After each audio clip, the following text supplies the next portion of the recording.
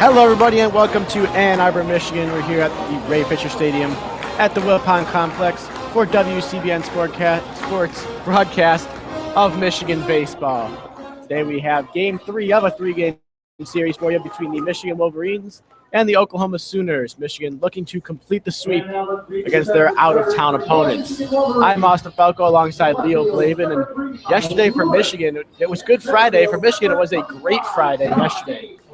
Yeah, the Wolverines, after a rough start that saw Newdoff give up 3 runs, the bats just came alive, really exploded throughout that game. Lugbauer with his second straight home run in as many games, and everyone in the starting lineup got a hit except for Jonathan Engelman. So they were getting it throughout their lineup. It'll be interesting to see today with an unusual third man in the rotation for a weekend series. Alec Renard on the mound if the Wolverines come out as hungry as they've been the past 2 days and can keep the aggressive play going early on, are already clinching the series victory. Now they go for the sweep. In Oklahoma, you'd expect on getaway day to certainly look for some revenge after a rough past couple of days.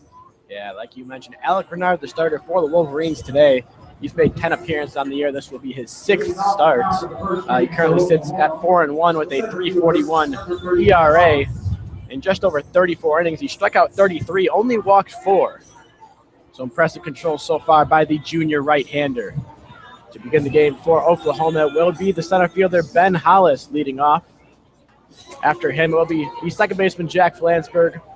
And the designated hitter today, Rene Martinez, rounding out the 3 players due up in the top half of the first inning.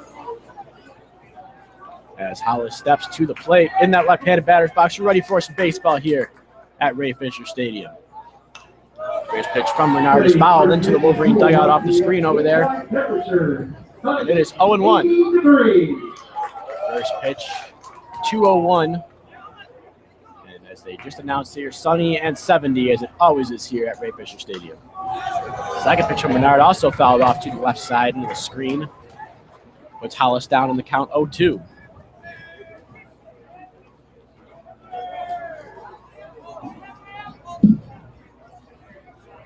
Renard working quickly out there, the 0-2 pitch. This one was hit in the air to the left side. The third baseman, Lugbauer, ranging over to his left, and that one bounces just foul down the line. That one had double written all over it had it landed fair.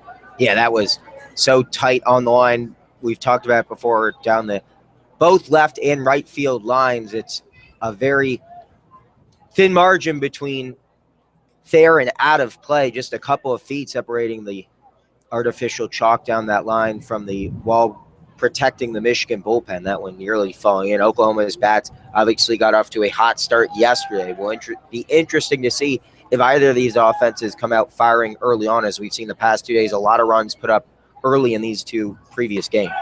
That pitch from Renard misses just off the corner with the fastball. Going to bring the count to 1 ball and 2 strikes. You mentioned both teams starting off hot yesterday. All 7 runs scored in the first inning, all scored with 2 outs. That'll be something to look for as this 1-2 pitch fouled off deep down the left field line and out of play. Count will remain 1-2 on the center fielder, Hollis. Hollis coming off a 1-for-4 day yesterday. Took until the 8th inning to record that hit. This one is hit high and foul to the left side, out of play again. Hollis staying alive here, still down on the count 1-2.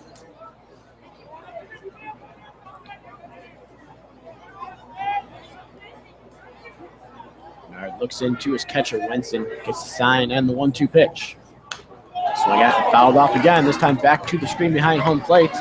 We'll do it again on 1-2. Great at bat being put together here for Hollis. Your job as the leadoff man to fight off as many pitches, keep the bat alive, run up the pitch count. He's doing a really good job of that, despite being down to 1 strike left.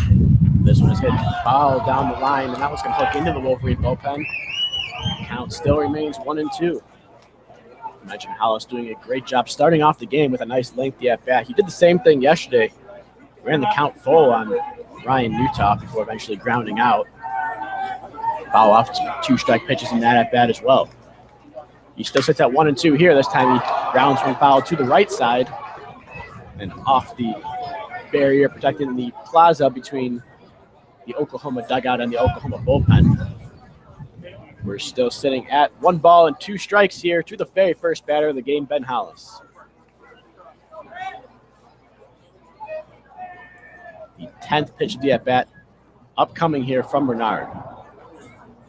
Not before Hollis calls time, steps out for a second to gather himself. Here comes another 1-2 pitch. Just misses high for ball 2. And it's been consistent all weekend from home plate umpire Stephen Linton. His strike zone extremely tight. Bernard trying to figure that one out early. Breaking ball misses off the plate away. This one not quite as close. Going to run the count full to 3-2 now. So a very nice at bat being put together here by the leadoff hitter Hollis. Already 11 pitches seen. This will be number 12 when Bernard decides to fire. Swing and a miss for strike 3. Yeah, nice work by Bernard there going. And remaining aggressive, up 1-2. He wasted a couple pitches outside trying to get the leadoff man to chase. He didn't comply, but Bernard just beats him with the best pitch he has in his repertoire. A nice strike 3 to start off this game for Alec Bernard. That'll bring up the second baseman, Jack Flansburgh. The same top 2 in the order we saw yesterday for Oklahoma. A couple left-handed hitters to start off against the righty Alec Bernard. First pitch here is swung at and in the dirt. And it's extremely windy today as well, with the wind blowing in towards home plate. So not going to be easy to drive balls out of the ballpark today. Bernard can try to keep it high in the zone and get a couple pop-ups early on this game without much chance of them getting out of the yard unless you really put a charge into one. And that 0-1 pitch from Flansburgh hit high and foul over our press box here at Ray Fisher Stadium. Brings the count to 0 balls and 2 strikes. As you mentioned, that wind, it was blowing in from left center during warm-ups. Now switching off, blowing in from center, from right a little bit. Definitely plays to the pitcher's advantage. That 1-2 pitch bounces in there for a ball. Runs the count to 1-2. Flansburgh, senior second baseman for Oklahoma. Coming off an 0-for-3 day yesterday. Did reach on a hit by pitch, though. This time he fouls one off his foot. Stay alive in the count, 1-2.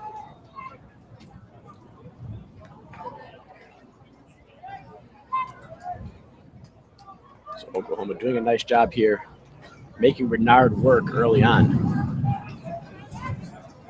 Another 1-2 pitch here. That one just misses high again for ball 2.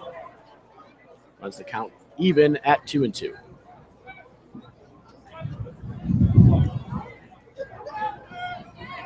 Flansburgh, the senior out of Orange, California, via Cypress College, takes one low in the dirt there for ball 3. So another full count here, drawn by Oklahoma hitters against Alec Bernard.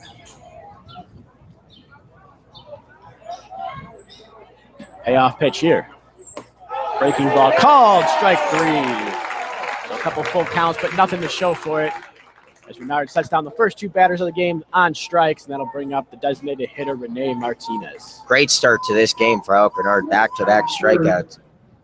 The exact opposite from what we saw from Newdoff leading off the game yesterday for the Wolverines. The pitching much better to start this one, and a welcome sight for Eric Bakich and the coaching staff, hoping to stay out of the bullpen as long as they can. Yeah, it took Newtoff to his 8th batter of the game to record a strikeout all the way in the first inning. Bernard's already got 2 today. First pitch to the right-hander, Martinez misses inside for a ball, 1-0.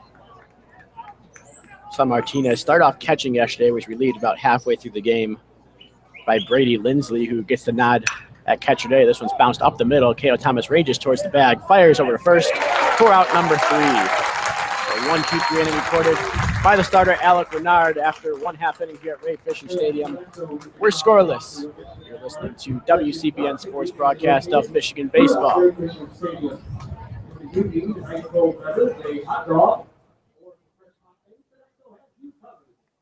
Listen, my life changed because someone was there to get me to use drugs. No one can understand. Whether or not they've struggled with addiction themselves, people seem to think that having someone who will listen is going to help make it better. I'm realizing that I need help. I'm listening. I need help. I'm realizing that I think that having someone who will listen is going to help make it better. Whether or not they've struggled with addiction themselves, people seem to understand. No one can get me to use drugs. My life changed because someone was there to listen. 1 in 7 Americans will struggle with addiction during their lifetime. Want to know how you can help? Go to heretolisten.com for tips and tools to help turn addiction around. A public service announcement brought to you by the Ad Council.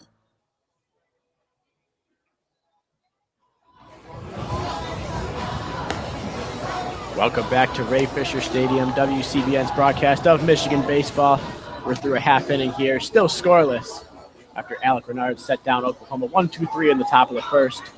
That will bring up the bottom of the first inning. Wolverines getting their crack at the Oklahoma starting pitcher, Kyle Tyler. Tyler making his 4th start of the season, just his 6th appearance. So far, has not recorded a win or a loss, sits with a 3.12 ERA. And in just over 17 innings pitched, he struck out 16 and walked 13. He'll face a potent Wolverine lineup, but we've come to expect out of head coach Eric Bakich. K.O. Thomas, Johnny Slater, Michael Berdar leading things off in the 1, 2, 3 spots. Following them, there are Drew Lugbauer, Miles Lewis, and Jake Bivens. And rounding out the order in the 7 through 9 spots, Nick Poye, Jonathan Engelman, and Harrison Winston. K.O. Thomas strides to the plate to begin the bottom half of the first inning here against Kyle Tyler. First pitch Thomas sees is a strike right down the middle. 0-1 the count. Tyler, who last started a game on March 4th, just the Oklahoma Sooners, both their starting rotation and bullpen devastated by injuries. This one bounced towards there. This one's going to end up foul, though. Runs the count to 0-2. And we saw an unusual starter for the Sooners yesterday get roughed up, and now today they're going with a guy who's making, just as you said, his 4th start of the season. The Wolverines have made Oklahoma pay for those injuries, and that's all you can ask your team to do. When a team's not able to throw their best guys out there, you want to have an offensive game like we saw the Wolverines have yesterday and even the day before. K.O. Thomas, one of the cogs in that with a 3-for-4 day, takes the 0-2 pitch, bounces in the dirt low and away for ball 1.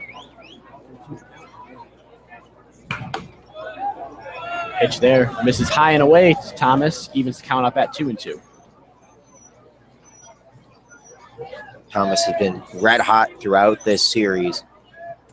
Such a pivotal role as the leadoff man for the Wolverines to get on base. This one is grounded towards first, not getting on base here as the first baseman O'Brien scoops it, takes it to the bag himself for the first out of the inning. So 1 away here in the bottom of the first inning. That'll bring up the center fielder, Johnny Slater. Center fielder, number 25, Johnny Slater. Slater, a guy who was drafted out of high school in Southfield, Michigan, looking to get himself back on some MLB draft boards. Has had quite the season, batting over 300. Has certainly worked himself back into a potential spot as an MLB prospect once he graduates this spring. First pitch he sees here, misses just low and away for a ball, 1-0. And helping his cause on those draft boards was that long home run he hit yesterday into right center. One of the longest home runs I've seen here at Ray Fisher Stadium. That one catches the outside corner for a strike, 1-1. Yeah, showing bunt there too, with the corner infielders playing about even with the third base bag is Ware, and then the first baseman O'Brien charging in late. We'll see if he shows bunt again here. He does not, and takes the 1-1 pitch on the inside corner for a strike, 1-2. Kyle Tyler, early impression, very quick in between each and every pitch. Something you'd expect from a guy whose most recent appearances have come out of the bullpen. This one is grounded up the middle. The shortstop diving stop by Zaragoza. Throws over to first. Not in time. So gets past the first baseman O'Brien, but bounces hard off that sidewall, and Slater is going to stick at first base. He's got himself an infield single here.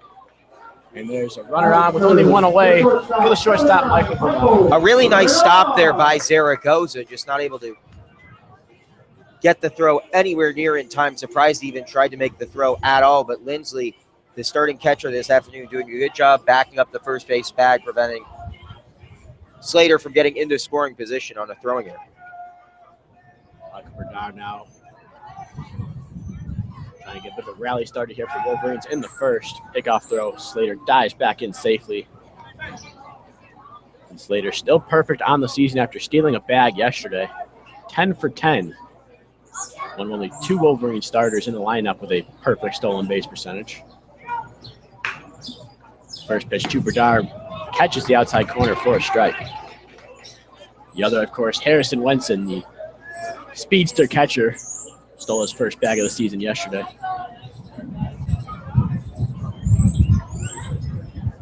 This Bernard stands in there for the 0-1 pitch from Tyler. Shows bunt and pulls back as this one misses high and away for a ball. Evens the count up at 1-1. Seen a couple Wolverines ready square around trying to take advantage of the corners, playing a little bit back, especially Riley Ware over there at third base. 1-1 pitch. Taken for a strike. Brings the count to 1-2. Darlis very comfortable working 2 strike counts. Only struck out 12 times on the year. Has confidence when he gets down, can foul off some tough pitches and put the ball in play. This 1-2 pitch is well high and away for a ball. Evens the count up at 2-2. Slater over there at first base, yet to run, takes a decent lead, not overly aggressive. This time he has to dive back on the pickoff throw, just gets back in time. Really nice pickoff throw there by Tyler.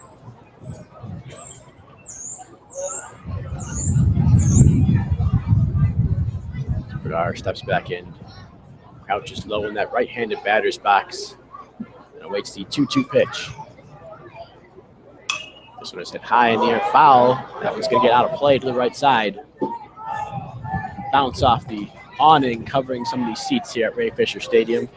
It'll be interesting to see how often the Wolverines try to test the arm of Lindsley. Rene Martinez, the starting catcher in the past 2 games, obviously both games high scoring, so they went much longer than you'd see in usual games. Martinez getting the day off from behind the plate, but he'll be hitting as the designated hitter for Oklahoma in this game. Lindsley, a guy we haven't seen a lot of behind the plate. He's coming in relief the past 2 games, but Michigan hasn't really had the chance to run against him much yet. After a pickoff throw to Slater, Slater takes a bit of a larger lead this time. Takes off on the pitch. Bernard pops one up on the infield. Slater ended up faking and going back to the bag. This one will be caught by the second baseman Flansburgh for out number 2. So now 2 gone, and the powerful third baseman Drew Lugbauer stepping up. Runner on first base. Yeah, don't have to explain the kind of power he possesses, increasing his team high home run total now with 11 back-to-back games. Let's see if he can go 3 for 3 on the weekend. Yesterday fell a triple away from the cycle, had himself the double, single, and home run, all in the first 3 innings of the ballgame. And he cleared the hard surface of the batter's eye, hitting the mesh that now sits atop that batter's eye, blocking out some of the trees behind center field. And he clobbered one all the way up there. Took the first pitch for a strike. This one he bounces over to first base. First baseman O'Brien fields on a hop and steps on first himself. Bit of a busy inning for him over there. So despite a single by Johnny Slater, Wolverines do not score. After 1 here at Ray Fisher Stadium, we're scoreless at 0-0. WWE superstar Alberto Del Rio, take 1. Behold the angry giant. Try it again, Alberto. Behold the angry giant. Perfect. Good luck tonight.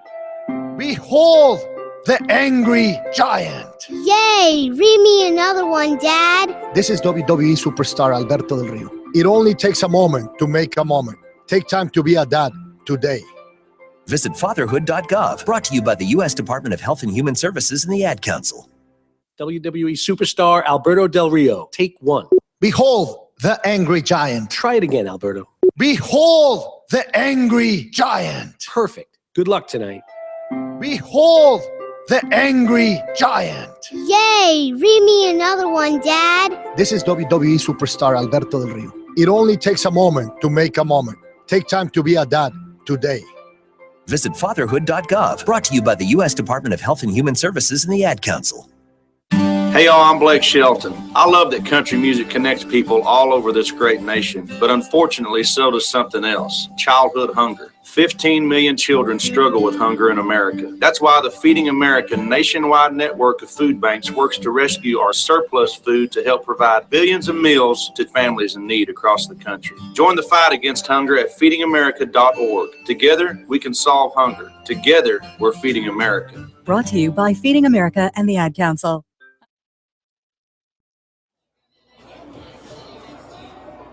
Welcome back to Ray Fisher Stadium for WCBN's broadcast of Michigan baseball. So far through one inning, Oklahoma and Michigan scoreless, unlike we've seen over the past couple ball games. It'll be Steele Walker, the left fielder, stepping in for Oklahoma. Takes the first pitch from Alec Renard inside for a ball, 1-0. Seems like we were overdue for a pitcher's duel.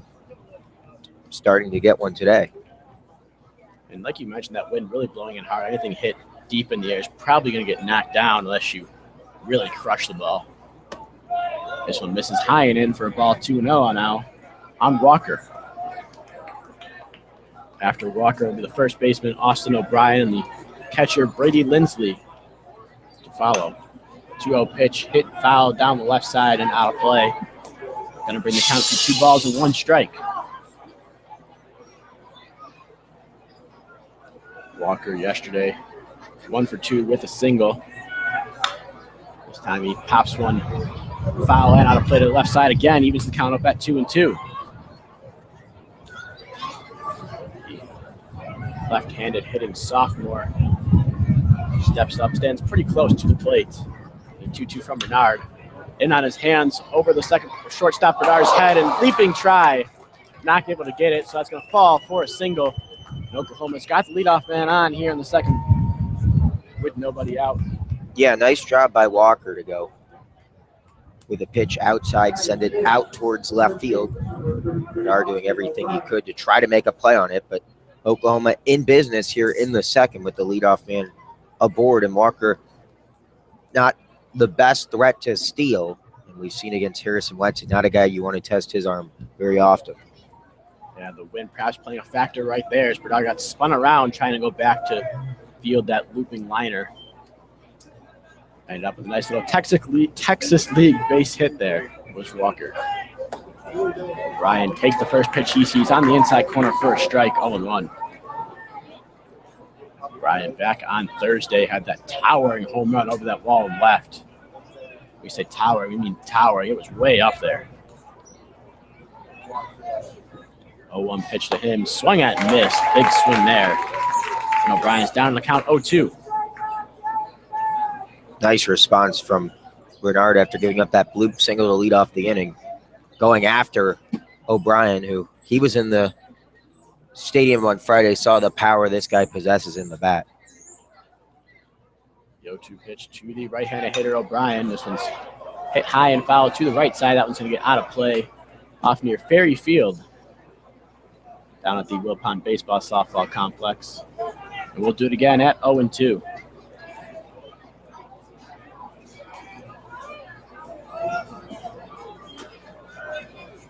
Bernard checks the runner at first. That's Walker. Now fires. This one misses high and away for a ball. Got to bring the count to 1 ball, 2 strikes. Ryan, one of 4 seniors in the lineup. The other 3 were the first 3 batters of the ball game for Oklahoma. Poised up there as he waits for the 1-2 pitch from Bernard. Hit high in the air to the right side. That one's also going to make its way out of play here and out of the stadium. We'll do it again at 1-2. This Oklahoma team does strike out there a fair amount of times. Bernard's already struck out 2 today. 1-2 pitch here. Bounces in the dirt and it's going to get away from Harrison Wenson. He catches it in his mask. He reached out with the mask and grabbed it as it popped high in the air. The runner on first, Walker, moves up to second. An entertaining play at the very least from Harrison Wenson. I'm going to guess you're not allowed to do that. I just saw immediately Pete Hughes, the head coach for Oklahoma, came out of the dugout to argue. Wentz in that catch with the mask, preventing it from going into the Oklahoma dugout. And we see the umpires all conferring. So I'm wondering if that's not something you're allowed to do. I don't know why it wouldn't be allowed, but Wentz had getting creative using the mask to keep it from the dugout, which of course would allow Walker to advance to third if it went out of play. We'll see what the decision is. After a brief conference there, the home plate umpire Stephen Linton walking back toward the Oklahoma dugout. Doesn't look like he's going to get what he asked for. Yeah, explaining to the head coach Pete Hughes. No one going over to the Michigan dugout yet. It's first base umpire Pete Peterson and third base umpire Robert Reitz take their spots on the diamond. When we get started again, it should be 2-2 on the batter, O'Brien. Walker moves up to second with nobody out here in the top of the second. Beautiful day at Ray Fisher Stadium.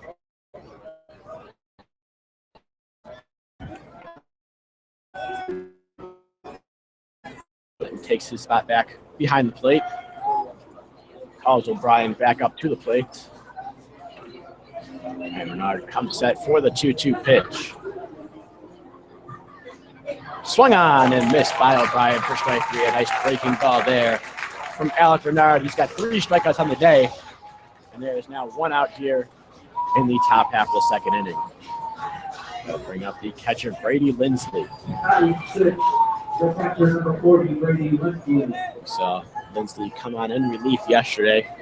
Went 1 for 1, single on the first at-bat he had against Ryan Newtoff. Broke up a string in which Newtoff had retired 13 batters in a row for Lindsley's single. This one is hit foul to the left side, out of play. Off the end of the bat of Lindsley. Count is 0-1 on the freshman catcher. A lot of lefties in this Oklahoma lineup. 5 out of the 9 starters bat from the left-handed side, including Lindsley. This one is lined up towards the left center field gap. That one's going to fall in. Left fielder Lewis makes the play. He's going to try to throw home. It's cut off by Lugbauer. Throw to second. It's going to be in time to get Lindsley. So a run scores, but there are now 2 outs here in the top half of the second. Oklahoma leads now by a score of 1-0. Really good job, though, by the third baseman, Lugbauer, to read that play correctly, not allow it to go home where there was no play to be made at the plate, instead get the hitter out at second. Lindsley got a bit too over-aggressive, hoping that ball was headed for home. Good cutoff by Lugbauer to help out his pitcher. Obviously, you can see the run, but you get the batter out at second to prevent him from getting into scoring position. Brings up the third baseman today, Briley Ware, who follows this one out of play to the right side. Down to the count 0-1 now. Working quickly is Bernard. The 0-1 pitch also fouled down the line to the right side. Not a play. This one's going to get into the parking lot and bring the count to 0-2.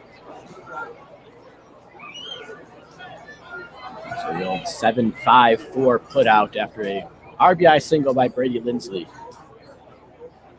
The 0-2 pitch misses high for a ball.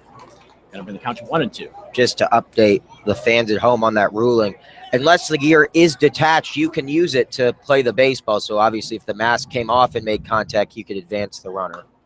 But with him keeping it in his hand, no harm, no foul. It's like a second glove. That's what he used it as. It's where fouls that one off hard to the screen on the right side, making it a specialty foul when those balls off to the right side today. And Bernard gets set for another 1-2 pitch. Fouled off, you guessed it, to the right side, not a play.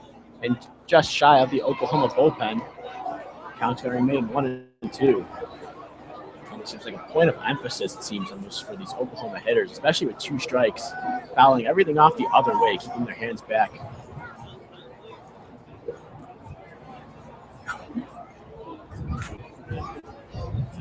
The 1-2 pitch from Bernard, also fouled off to the right side and out of play. every car in that parking lot over there with this at bat. Is that where you're parked over there, Leo? Hopefully I protected myself enough. Another 1-2 pitch from Bernard. This one's lined up the middle. Slater stops for a second, now comes in a couple steps and makes the play. So a couple singles here has Oklahoma up 1-0 after 1.5 innings. Here at Ray Fisher Stadium, you're listening to WCBN's broadcast of Michigan baseball. Listen, my life changed because someone was there to get me to use drugs. No one can understand. Whether or not they've struggled with addiction themselves, people seem to think that having someone who will listen is going to help make it better. I'm realizing that I need help. I'm listening. I need help. I'm realizing that I think that having someone who will listen is going to help make it better. Whether or not they've struggled with addiction themselves, people seem to understand. No one can get me to use drugs. My life changed because someone was there to listen. 1 in 7 Americans will struggle with addiction during their lifetime. Want to know how you can help? Go to HereToListen.com for tips and tools to help turn addiction around. A public service announcement brought to you by the Ad Council. Allison is perfect. I mean, she'd never tell you that. She's humble and perfect. She likes everyone. She even likes her untidy roommate's weird guinea pig. Allison, wait, are you texting and driving? Allison, no. That's the exact opposite of what I was just saying about you. Why, Allison? Why? Texting and driving makes good people look bad. And welcome back to WCBN's broadcast of Michigan baseball here. Ready to begin the bottom of the second inning is Miles Lewis for the Wolverines. Oklahoma currently leads 1-0 after scoring a run in the top half of this inning. Lewis, Bivens, and Poirier. 2 up for the Wolverines. Lewis takes the first pitch he sees just off the plate away, going to bring the count to 1-0. Michigan's done a really good job this entire weekend responding after facing deficits. So you'd almost expect their bats to come to life this inning. And that one is bounced towards the second baseman. That's Flansburgh. Makes the play on a couple hops and fires over to first to retire Lewis. That's the first out of the inning here in the bottom of the second. We'll bring up the first baseman, Jake Bivens. The first baseman, number 18, Jake Bivens. Bivens had himself a nice day yesterday. Went 3 for 4 with a couple doubles, also drove in a couple runs. Yeah, and it's nice to see a guy who's struggled at points this year in the batter's box against a big-time opponent play some of his best baseball, and they're going to need that from him. They can't afford to have a guy batting .264 amongst all these 300 hitters. The first pitch he sees misses low for a ball, and Tyler fires the second pitch. This one's driven into the gap in right center. The right fielder moves over, though. It's Brewster as that ball hung up in the wind. And Brewster records the out. There are now 2 gone in the bottom of the second, bringing up the designated hitter, Nick Boyer. Nice swing on that one, just a little bit underneath it, as you pointed out. And this win, doubles alley, not going to be your friend today. It's just going to hang up there for a lot of these hitters who like to put it in those power alleys with this wind. It's going to be tough to do that. Your best success is going to be keeping the ball on the ground. That one looked ticketed for the gap, and Brewster able to make it without much difficulty. This first pitch Poirier sees, misses low on the way for a ball, 1-0. So far, 4 pitches in the inning, 2 outs. Wolverines attacking early against the sophomore right-hander Tyler. This pitch looked like a little 2-seam action on that one. Caught the outside corner for a strike, 1-1.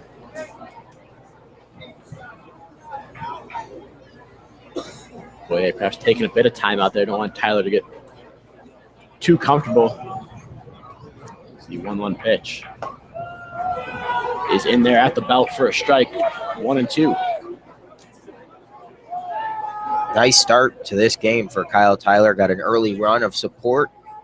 Has kept the Wolverine bats at bay so far. No signs of struggle, and he's been quick in his delivery. 1-2 pitch misses off the corner away for a ball. Going to even things up at 2-2. And they list him at 6 foot. I think that's being generous. Doesn't look to be the biggest guy on the mound compared to some of the giants we've seen throwing these first 2 days, but he's got a quick delivery to home. 2-2 pitch, breaking ball on the inside corner for strike 3. Poirier doesn't agree with the call, but the only opinion that matters is the home plate umpire, Stephen Linton. After 2 innings here of action at Ray Fisher Stadium, the score, Oklahoma 1, Michigan 0. You're listening to WCBN Sports broadcast of Michigan baseball.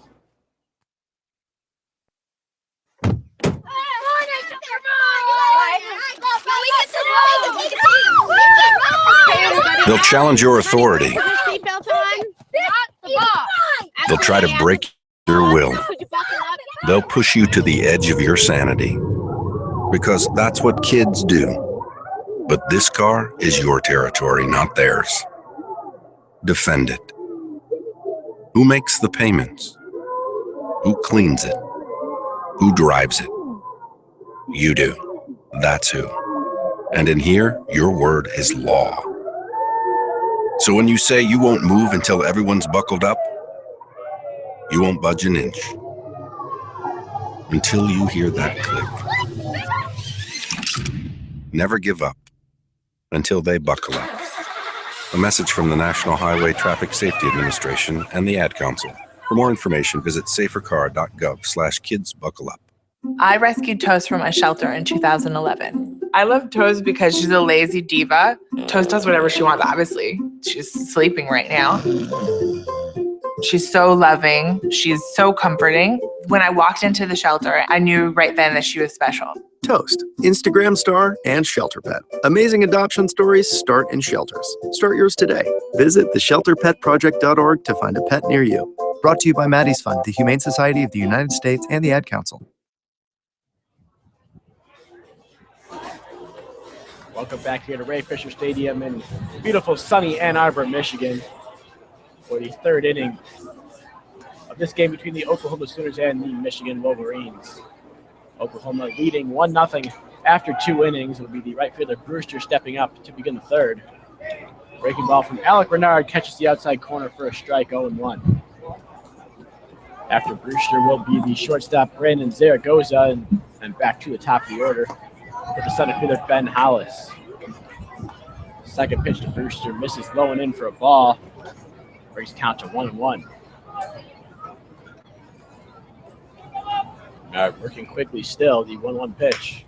Bounced towards the middle. It's going to be K.O. Thomas running in to make the play. Nice running throw over to Bivens at first to record the first out of the 3rd inning. And I love how Thomas played that, not trying to show up anyone or try to make the highlight play, just going to it with the glove, not trying to barehand it off the hop. He's got the speed to make up for lost time off that slow, high-hopping baseball to get the throw with a beat or two to spare as well. Because so often you see at this level guys trying to make the highlight grabs. He did it exactly how you coach it, and then you said an extremely accurate throw on the run. That brings up the freshman shortstop, Zaragoza. First pitch he sees catches the outside corner on a fastball from Renard. 0-1 the count. Zaragoza, a bit of a rough day yesterday, 0 for 4. The 0-1 pitch here, grounded towards the middle. It's going to be a K.O. Thomas making the play a little bit easier this time. He fires over to first for the second out of the inning. Busy so far is a K.O. Thomas with 2 outs here in the 3rd. It will be the center fielder Ben Hollis coming up for his second look of the day at Alec Renard. Thomas so sure-handed at second base, a luxury to have really between him and Bernard, 2 of the best middle infielders you'll find in the Big Ten. Gives the pitchers on Michigan staff a lot of confidence if they get ground balls on the infield. First pitch, Hollis sees fouled off out of play to the left side. Started here with the foul balls. Hollis is at bat. In 2 strike pitches. The 0-1 pitch here misses low and in for a ball. He gets the count up at 1 ball, 1 strike. Hollis not afraid to take the walk. Has a nice eye up there. 20 walks on the season. Posts only 17 strikeouts. This one he lines towards right field. Engelman crossed up a little bit out there, but makes the play, falling to a knee to record the 3rd out. So a 1-2-3 inning here from Alec Renard at the top of the 3rd. After 2.5 here at Ray Fisher Stadium, the score Oklahoma 1, Michigan 0. You're listening to WCBN Sports broadcast of Michigan baseball. When I was little, I didn't talk for a long time. I liked things to always be the same. Anything new or different would scare and upset me. I was very sensitive to lights and sounds. It was almost like I had bigger eyes and ears than everyone else. So I built secret hiding places where nothing could get in. I didn't like looking people in the eye. It made me feel uncomfortable. I'd throw big tantrums over little things like when my socks didn't match. Sometimes I'd do the same things over and over. Until one day, I found out I had autism. My family got me help. Slowly, I learned how to live with it better. You can see signs of autism in children as young as 18 months. Early intervention can make a lifetime of difference. Learn the signs at autismspeaks.org/signs. Brought to you by Autism Speaks and the Ad Council. I'm more resourceful than I thought. My suit can still make an impression. My video games are still game changers. And my lamp can bring others a bright future.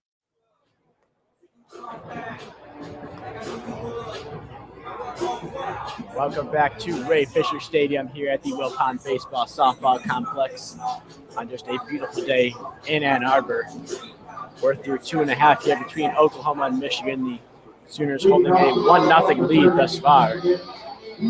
Michigan here in the bottom of the third will be Jonathan Engelman, Harrison Wentz, and then back up to the top of the order with K.O. Thomas. Due up against the sophomore right-hander, Kyle Tyler.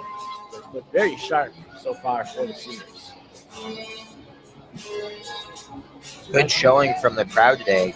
Seen a handful of our colleagues at WCBN in attendance. Al Geese, Kevin Klein, Eli Sherman down there. First pitch, Engelman sees he squares around and pulls back. That one bounces in the dirt. Count 1 ball, 2 strikes on the Wolverine right fielder. And with the Michigan spring game in the third quarter, hopefully some of those fans trickle over here for some competitive sports today. Michigan looking to complete this weekend sweep of a ranked opponent.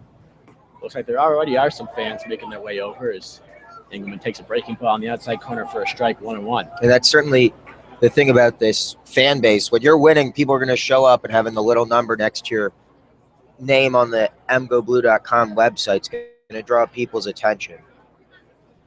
One pitch to Engelman, line towards the left center field gap. The center fielder Hollis moving over, not going to be there in time. Engelman rounds second, he's going to rounds first, then puts on the brakes and scampers back. Wisely so. And he has himself his first hit of the last couple of days. The only Wolverine hitter the only Wolverine starter not to record a hit yesterday. Yeah, and he tried to make up for going 0 for yesterday with that huge turn. He wanted to go to second. Wisely changed his mind at the last second. But Michigan's offense in life has some life for the first time day. Always important to get the leadoff man aboard. Like you said, the leadoff man on base here for the Wolverines in the third inning. Currently trailing 1-0 to the Oklahoma Sooners. It'll be the catcher Harrison Wenson stepping up to the plate. Wenson had himself a really impressive 13-pitch at-bat yesterday in his second go-around. Takes the first pitch here outside for a ball, 1-0. Really showing, despite the high strikeout totals on the year, that senior experience does a lot for you and able to stay alive in the count when you're locked in. The 1-0 pitch from Tyler to Wenson bounces in the dirt for a ball, 2-0. First sign of a little bit of discomfort maybe that we've seen out of Kyle Tyler. Always interesting to see how guys respond against the first bit of adversity. Michigan's so good with their at-bats at reaching base without putting the ball in play necessarily. This 2-0 pitch just misses, clipping Wenson on the inside part of the, or off the inside part of the plate. Going to draw the count to 3-0. And a lot of it obviously has to do with Michigan's reputation as an aggressive base running team. The pitcher has to be more conscious of when he uses off-speed pitches because he has to assume with each and every throw some guy's trying to get into scoring position if they're on base. Wenson takes the 3-0 pitch down the heart of the plate for a strike, 3-1. But he was taking all the way there against Tyler. It's Engelman over at first base. He does have 4 steals on the season. And he goes on this pitch. The 3-1 is bounced off of Wenson at the plate. And would have been a close play out there at second if Engelman had a shot. Yeah, and I would expect Engelman to be going all the way here too. Either Wenson's going to be walked, he's going to put it in play, or he's going to strike out.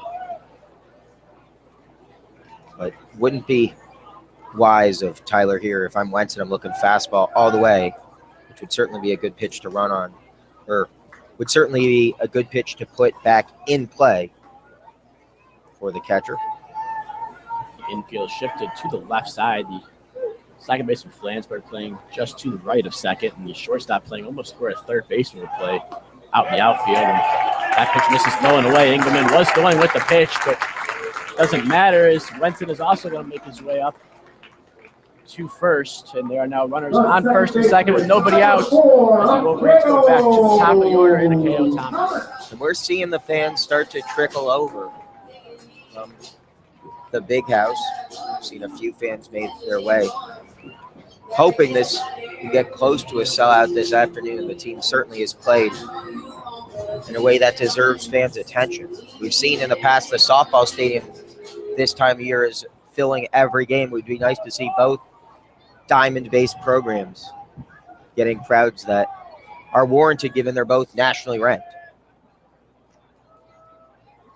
A big part of that, the leadoff hitter, KO Thomas, great job getting on base, a catalyst for the Wolverine offense.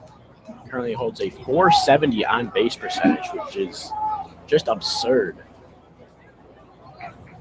Able to put the ball in play, get on base with that speed, and draw his fair share of walks. First pitch he sees here in this at-bat, misses high and away for a ball, 1-0. KO Thomas back in the first, grounded out to the first baseman, O'Brien. Looks like we're going to get a mound meeting here, presumably from the assistant coach, Mike Anderson. And Thomas, who in his leadoff spot last season, or in his leadoff spot this season, hasn't had the opportunities to lay down as many sacrifice bunts. Last year led the Big Ten with sack bunts, but as the leadoff man, he's been much more inclined to swing the bat. But we know he has that in his repertoire, and perhaps that's what's leading to this entire infield meeting on the mound. With 2 runners on base, Thomas has the ability to put both into scoring position. And he's not a guy who you could take bunts from lightly, because he's certainly not a automatic sacrifice out when he puts it anywhere in play. So our meeting on the mound here for Oklahoma. Looks like the coach Mike Anderson walking out there with the red overshirt. Oklahoma in their all grays today. The name Oklahoma in print across the chest along with Sooners underneath that. Red hats with the OU label on them. Red numbers. As Tyler gets his sign here for the 1-0 to a KO Thomas. Comes set. The 1-0 pitch on the inside corner for a strike to Thomas. Michigan, meanwhile, with their 3rd different uniform combination, something we've come accustomed to seeing here. They're in the all whites today. The blue lettering with the maize trim. Michigan across the chest. A maize and blue stripe about halfway down the white pant legs. 1-1 pitch from Tyler. This is low and away for a ball, 2-1. You mentioned Thomas not laying down too many sacrifice bunts this year. It's hard to have a guy with a .351 batting average lay down some sacrifice bunts. He's swinging away. He's more likely to get on base than just about every other hitter in the lineup. 2-1 pitch to him here. Bounce towards short. The shortstop's there. Goes and moving in. Makes a nice play on the short hop, but cannot make a throw over the first. And the bases are loaded in part because of the speed of a KO Thomas. And that'll bring up the center fielder, Johnny Slater, with a chance to do some damage. Yeah, when you get that much pop over the top of that baseball, where it takes that far to pop off the turf, you have no chance of getting Thomas out at first base. So dangerous with that speed. And as I was talking about before he got contact there, he's a guy who, if he puts it on the infield grass, it's certainly not a sacrifice by any means. With his speed, you got to make an excellent play, and there was no play to be made there, given how high it hopped off this turf, which at times can be generous when you get hard contact over the top of the baseball. Definitely generous. There's the bases loaded for Slater. First pitch catches the outside corner with looks like a changeup. Going to bring the count to 0-1. Slater batting .500 this year with the bases loaded. I'm going to guess there's a bit of a limited sample size there, but still an impressive figure. Like to cherry pick my stats when I get the opportunity. He stands in there for the 0-1 pitch from Tyler. That one hit hard but fouled on the left field line. That was going to get out of play near Yost Ice Arena. Bounce off of Yost Ice Arena. And Slater down the count 0-2. Talk about those hard infield hops that helped Takeo Thomas get on there. Only masher of that was the great Ozzie Smith over in St. Louis when they put on that turf. Takeo Thomas very reminiscent of that. Hit the ball on the ground and beat it out. Slater looking to get on base. Also here down 0-2. He hits this one high in the air towards left center. It'll be the shortstop ranging out. Zaragoza, left fielder running in. That's Walker. Makes the grab. He throws home, but not in time. Is Engelman able to score from third? A sac fly ties this one up at 1-1. Good bit of scouting there by the third base coach, Nick Schnabel. As we clearly saw there, Walker does not have the arm to throw anyone out. That wasn't that deep a fly ball, but that absolutely no chance it had to be, or at least should have been cut off by the pitcher. Good job by Slater doing what he needed to do to get the run and tie up this game. Even the illusion of a cutoff there did not allow Harrison Winston at second or Takeo Thomas at first to move up. So that runner's at first and second now, this time in a tie ball game for the shortstop, Michael Berdar. Berdar popped out on the infield in his first at-bat back in the first inning. Tyler turns back towards second to chase the speedster. Winston back to the bag. Winston 1 for 1 on stolen bases so far this season. We saw him swipe third yesterday after Oklahoma didn't pay very much attention to him. Definitely conscious of him out there today. First pitch to Berdar, catches the outside corner. Nice frame job there by the catcher, Brady Lindsley. Counts 0-1.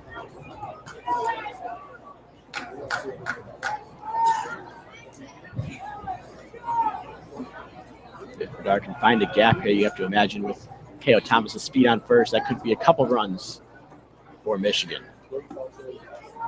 The 1-1 or 0-1 pitch rather misses low and away for a ball, brings the count to 1-1. Berdar after that pop up back in the first, still hitting .312 on the season as the Wolverine 3 hitter. He has the ability to find those gaps, 8 doubles, a triple, and a few home runs on the season, 3 of them. This one he rolls over towards that Wolverine dugout, foul. Going to bring the count to 1 ball and 2 strikes.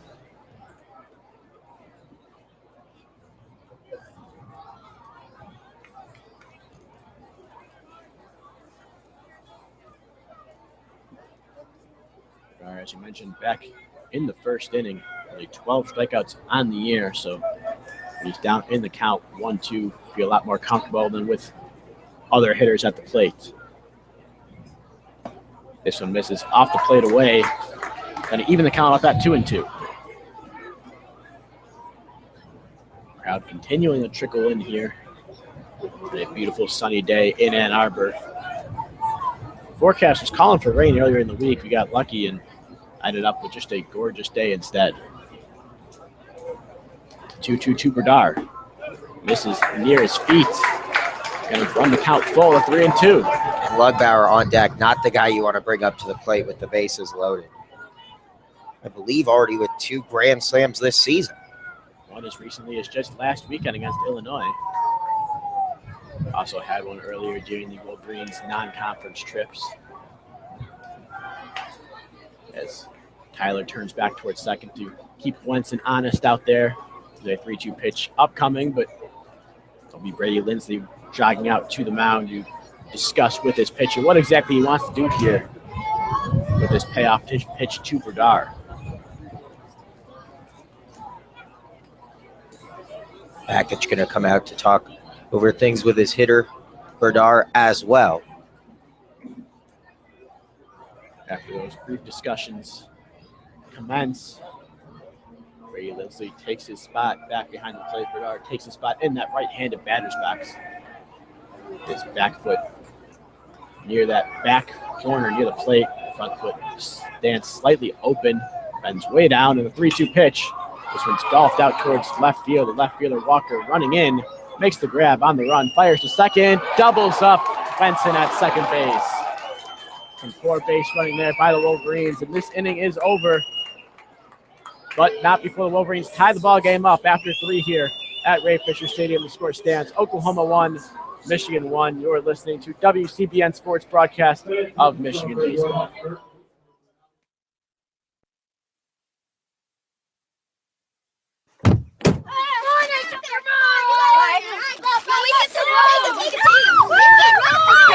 They'll challenge your authority. They'll try to break your will. They'll push you to the edge of your sanity. Because that's what kids do. But this car is your territory, not theirs. Defend it. Who makes the payments? Who cleans it? Who drives it? You do. That's who. And in here, your word is law. So when you say you won't move until everyone's buckled up, you won't budge an inch. Until you hear that click. Never give up until they buckle up. A message from the National Highway Traffic Safety Administration and the Ad Council. For more information, visit safercar.gov/kidsbuckleup. Allison is perfect. I mean, she'd never tell you that. She's humble and perfect. She likes everyone. She even likes her untidy roommate's weird guinea pig. Allison, wait, are you texting and driving? Allison, no. That's the exact opposite of what I was just saying about you. Why, Allison? Why? Texting and driving makes good people look bad. Visit StopTextStopWrecks.org, brought to you by the National Highway Traffic Safety Administration and the Ad Council. I rescued Toast from a shelter in 2011. I love Toast because she's a lazy diva. Toast does whatever she wants, obviously. She's sleeping right now.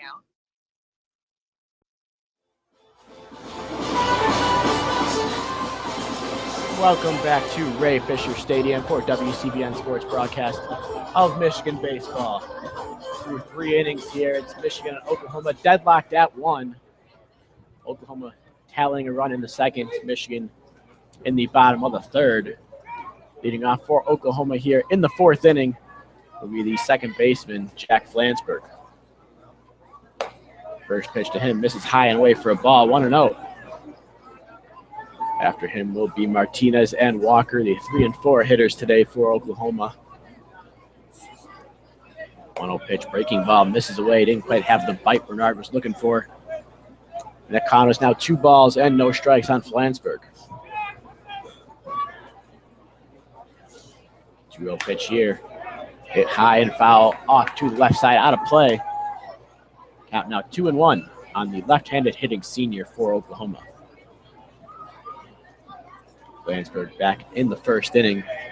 Worked a full count, but struck out looking. This time takes a ball high. Runs the count to 3 balls, 1 strike. Flansburgh batting .244 on the season, but a .399 on base percentage. That's going to go up here as that pitch misses high, and Bernard issues his first walk of the day. It's a leadoff walk here in the 4th inning, ahead of the designated hitter, Rene Martinez. Martinez, one of, if not the best hitter in this Oklahoma lineup. Second on the team with a .339 batting average. Grounded out back in the 1st inning. I have to imagine Bernard wants one of those here with a runner on first. Lansburg 0 for 2 on the season in stolen bases. Takes a decent lead. Not going with the pitch as Bernard fires on the inside corner for a strike, 0-1. Middle infield for the Wolverines, playing at double play depth. Looking for a ground ball here. Bernard checks the runner at first, Lansburg. And throws this one. This one fouled off to the right side. That one's going into the parking lot out of play. There's all the kids. Yeah, that one got all the way to the fence along the track. All the kids down the right field line, peeking over that fence, trying to see if it hits a car. Count 0-2 now on the DH, Rene Martinez. Lansburg takes a bit of a bigger lead over there.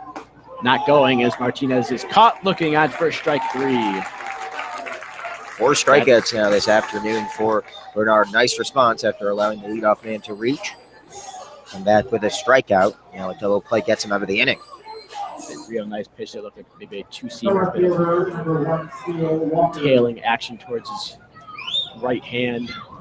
Caught the outside corner against Martinez.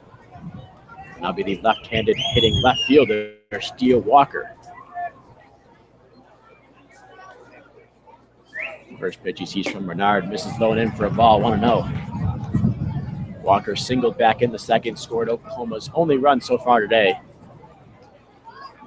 Both Oklahoma hits on the day coming on little looping line drives into left center field.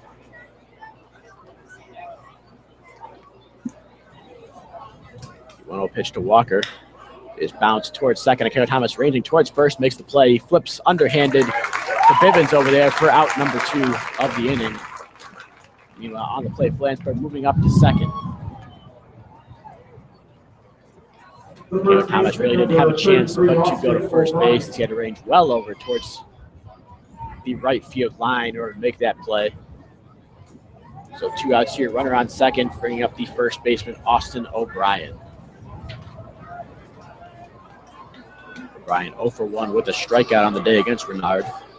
Put together a nice at-bat, though, back in the second.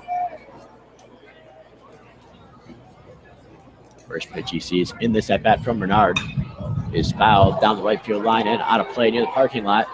Over the count to 0-1.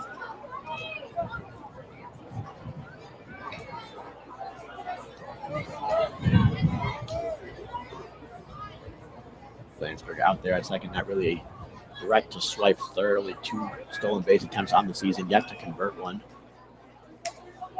But is in scoring position, could score on a base hit, especially with 2 outs. This pitch is a fastball down the middle for strike 2. 0-2 now on O'Brien. Bernard after that leadoff walk, looking dialed in, pounding the strike zone now. See what he turns to here for the 0-2 against the powerful Oklahoma first baseman. 0-2 pitch. Hit high in the air towards right field. Engelman takes a step back, now running over towards the line to make the grab and end the inning. So despite a leadoff walk, Oklahoma cannot score. We're through 3.5 here at Ray Fisher Stadium. The score, Michigan 1, Oklahoma 1. You're listening to WCBN Sports broadcast of Michigan baseball.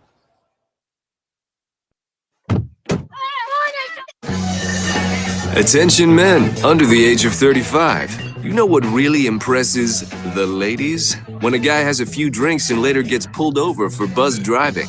That could cost you around $10,000 in fines, legal fees, and increased insurance rates. There goes let's grab dinner and a movie. Oh, I know. You drive more carefully when you're buzzed. Proven hundreds of times. A woman admires that kind of. You practice this. If a cop pulls you, sir, a woman admires that kind of foresight. And what woman doesn't find it adorable that you call it buzzed even though the law calls it drunk? You could kiss $10,000 goodbye, along with any chance of having a girlfriend. Because nothing says I'm a catch more than a guy who lives in his parents' basement and calls it my place. Buzzed, busted, and broke. Because buzz driving is drunk driving. A message from the National Highway Traffic Safety Administration and the Ad Council. Major key alert! Don't ever play yourself. Life is like school. You will be tested, so pass it. Learn the real major keys to getting to college at GetSchooled.com. Stay focused. Now that's a major key alert. Brought to you by Get Schooled and the Ad Council.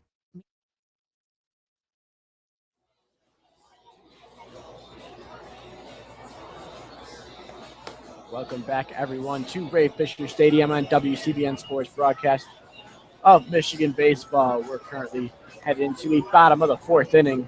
Michigan and Oklahoma deadlocked at 1 apiece. For Michigan, looking to unknot the tie will be Drew Lugbauer, followed by Miles Lewis and Jake Bivens, due up in the bottom of the fourth inning. So far, not really able to get much on the sophomore right-hander for Oklahoma, Kyle Tyler. Drew Lugbauer, who's had himself just a torrid weekend. A couple of long homers already. 0 for 1 on the day. First pitch he sees him. This at-bat bounces in there for a ball, 1-0. For reference, Lugbauer came in this weekend probably hitting around 290 all the way up to 309 now. 1-0 pitch he sees here, squares on the bunt, tries to lay it down that third base line, but can't keep it fair. Count's going to even up at 1-1. Yeah, with the shift on from the pull it to right field. Not the worst idea, but I'm not sure you can use that more than once now, the third baseman. We're going to be expecting it. A bit more prepared. 1-1 pitch here. Misses off the inside corner for a ball, 2-1. An interesting thing, we've seen Lugbauer go opposite field a lot, especially with those fly balls. So the outfield, while shaded a bit towards right, is the center fielder Hollis, playing pretty close to straight up.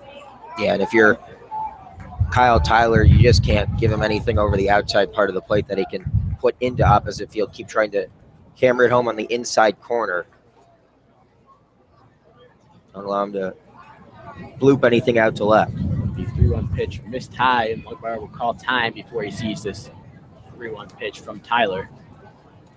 Hitters count here for the dangerous third baseman Lugbauer. Tries to hit one where he hit one yesterday. He's going to hit it right into the teeth of the wind, but will not get the chance here as this one bounces in the dirt for ball 4.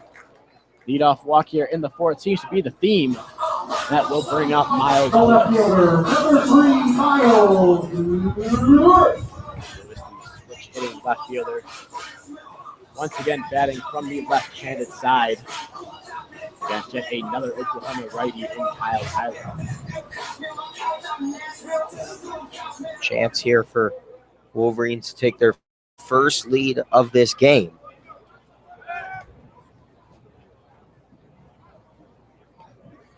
After a pickoff throw over to first, in which Lugbauer gets back safely. Tyler steps back on the rubber here, off on that third base side of the mound. First pitch is squared around by Lewis, but he pulls back and takes a strike, 0-1. Yeah, that was a really low pitch to get called for a strike. I thought it was a smart pullback. Nothing he could do to put that one in play. Obviously, Stephen Linton, the home plate umpire, disagreeing with my observation. And of course, his opinion, the only one that matters out here on the field. The 0-1 pitch will have to wait. Another pickoff throw chases Lugbauer back to the bag. Really respecting the apparent speed of Drew Lugbauer, who's attempted a whopping 2 steals on the season. The 0-1 pitch squared around again. This one gets down. It will do its job as the pitcher Tyler makes the play over to first. So a sacrifice bunt by Lewis, who loses his helmet. It's the trademark, whether he's out in the field, the hat's coming off. Evidently, the helmet doesn't fit him quite right either. So a sack bunt puts a runner in scoring position now as the first baseman Jake Bivens strides up to the plate. Really good job, though, playing small over there. A textbook bunt, absolutely no play for Tyler to make at second. And it was a play that if he even hesitated for a moment, Lewis is probably safe at first. Nice play by the pitcher, Tyler, as well. First pitch Bivens sees in this at-bat. Catches the inside corner for a strike, 0-1. Bivens 0 for 1 on the day after a very nice day yesterday. Wind really starting to howl right now. Not the best idea to try to hit one high and deep into the outfield. I don't think it's going to make its way out there the way that wind is really gusting in. This one bounces in the dirt for a ball. And even the count up at 1-1. Gets away from the catcher, Lindsley, but not far enough for Lugbauer to advance. Yeah, good job blocking that, keeping it relatively in front of him, not allowing Lugbauer to go another 90 feet. That pitch had gotten a little bit away. You have to imagine the Wolverines aggressive on the base pass today, trying to play some small ball with that gusting wind, not allowing for any extra base hits. The 1-1 pitch catches the inside corner at the knees on a breaking ball. Really good movement on that pitch. Went out all the way from the outside part of the plate, nearly at the shoe tops of Bivens, but that movement generates a called strike. Bivens down to the count 1-2 here. Tyler sets and fires. This one misses high and away for a ball. Looked like he tried to throw a breaking ball, but didn't get any kind of spin on it. And even the count up at 2 balls and 2 strikes.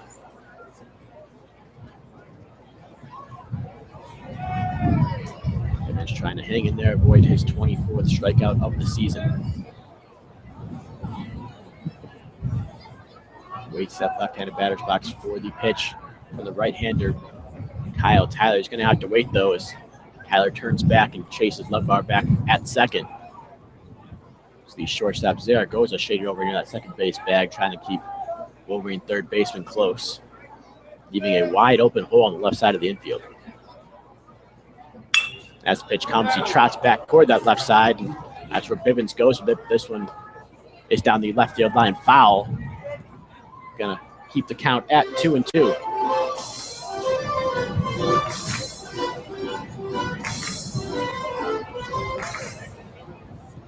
Left fielder Walker playing fairly shallow out there in left with that wind gusting in, as well as that big, tall wall in left field.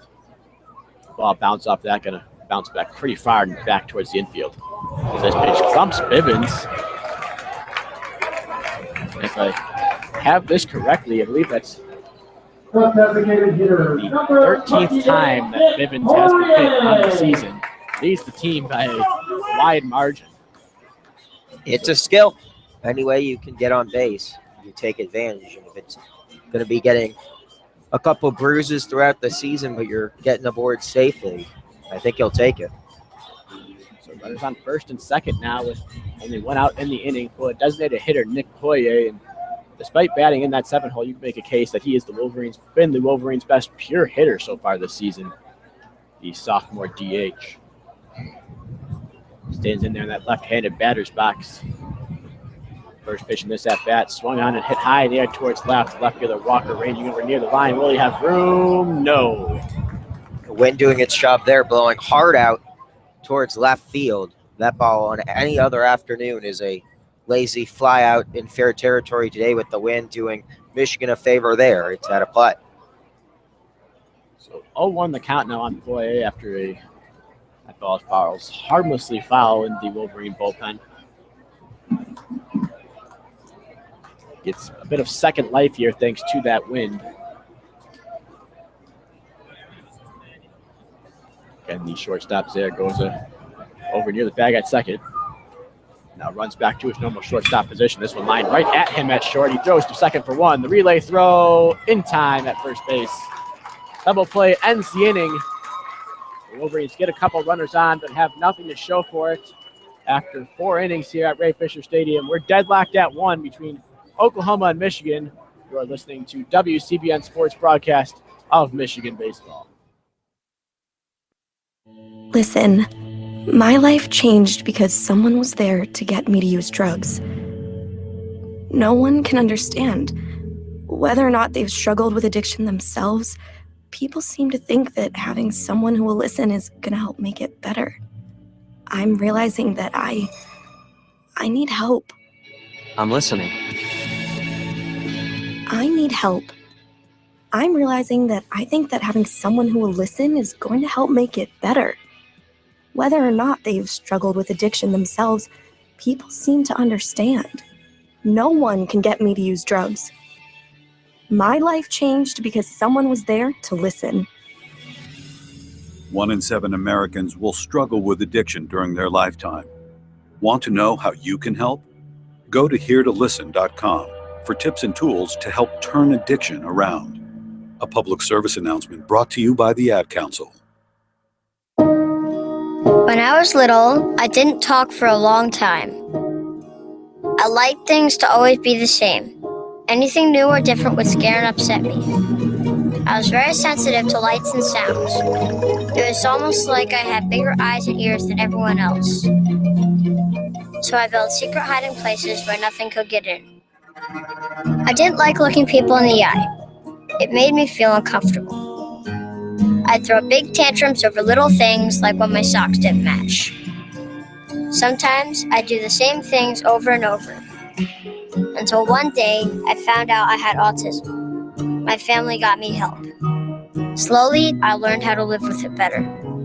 You can see signs of autism in children as young as 18 months. Early intervention can make a lifetime of difference.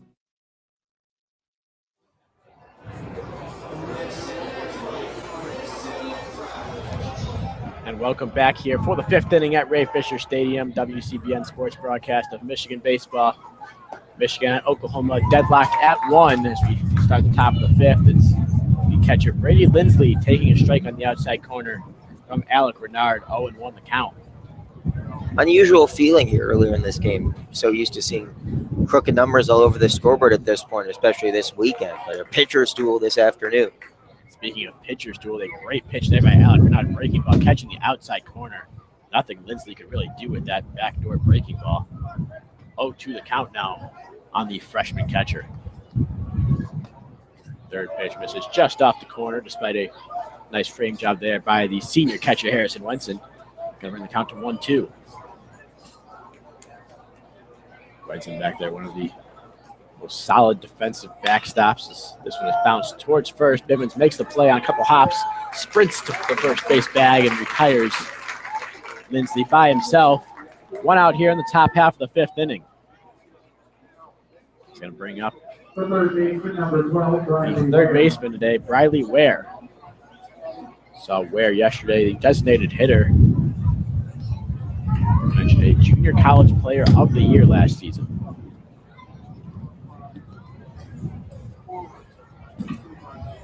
Just during his time at Neoshaw County Community College. He lines one to the center fielder Slater, who's able to make the grab pretty easily out there. So 2 outs now here quickly in the top half of the 5th inning. Bring up the right fielder, Blake Brewster. Brewster 0-for-1 on the day, grounded out to Akeo Thomas back in the 3rd inning. Bernard needed a good quick inning. Now at 68 pitches, if he can get out of this inning with this at bat, got to feel pretty good that he's got a couple more in him. Could probably get to the 7th. The first pitch here to Brewster misses off the plate away for a ball of 1-0.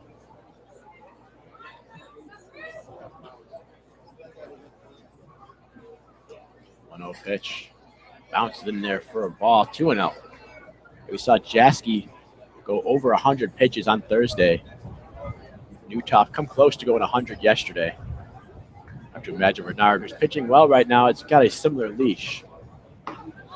This pitch catches the outside corner for a strike, 2-1.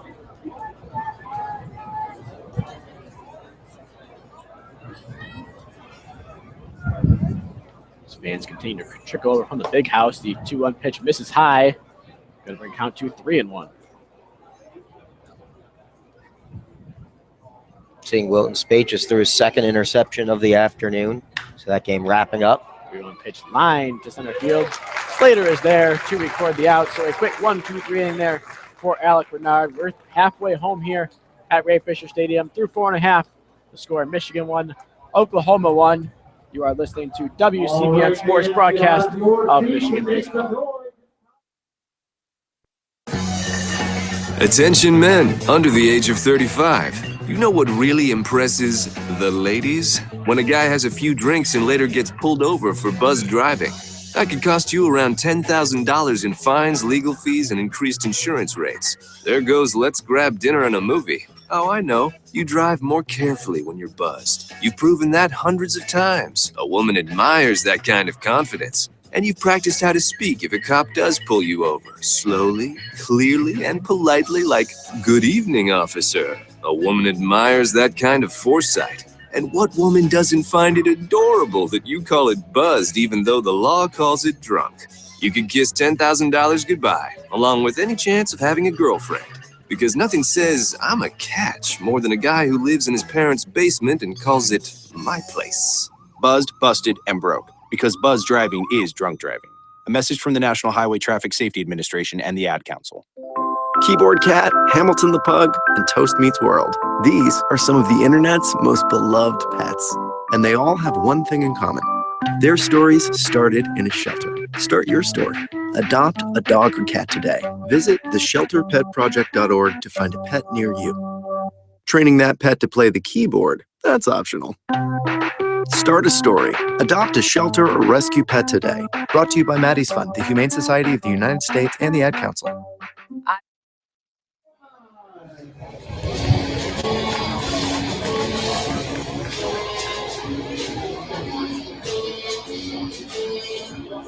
Michigan and Oklahoma deadlocked at 1 apiece here as we get set to start the bottom of the fifth. The Wolverine bats coming back to the plate. Jonathan Engelman, who singled back in the third, leading things off here in the fifth, with the Wolverines looking to complete their three-game sweep of the 18th-ranked Oklahoma Sooners. You're listening to WCBN Sports coverage of Michigan baseball. Engelman showing bunt, sends in foul just out of the right-handed batter's box. He's behind 0-1 to Kyle Tyler, who's looked really good on the mound for Oklahoma. Certainly the best start we've seen from a Sooner so far this series.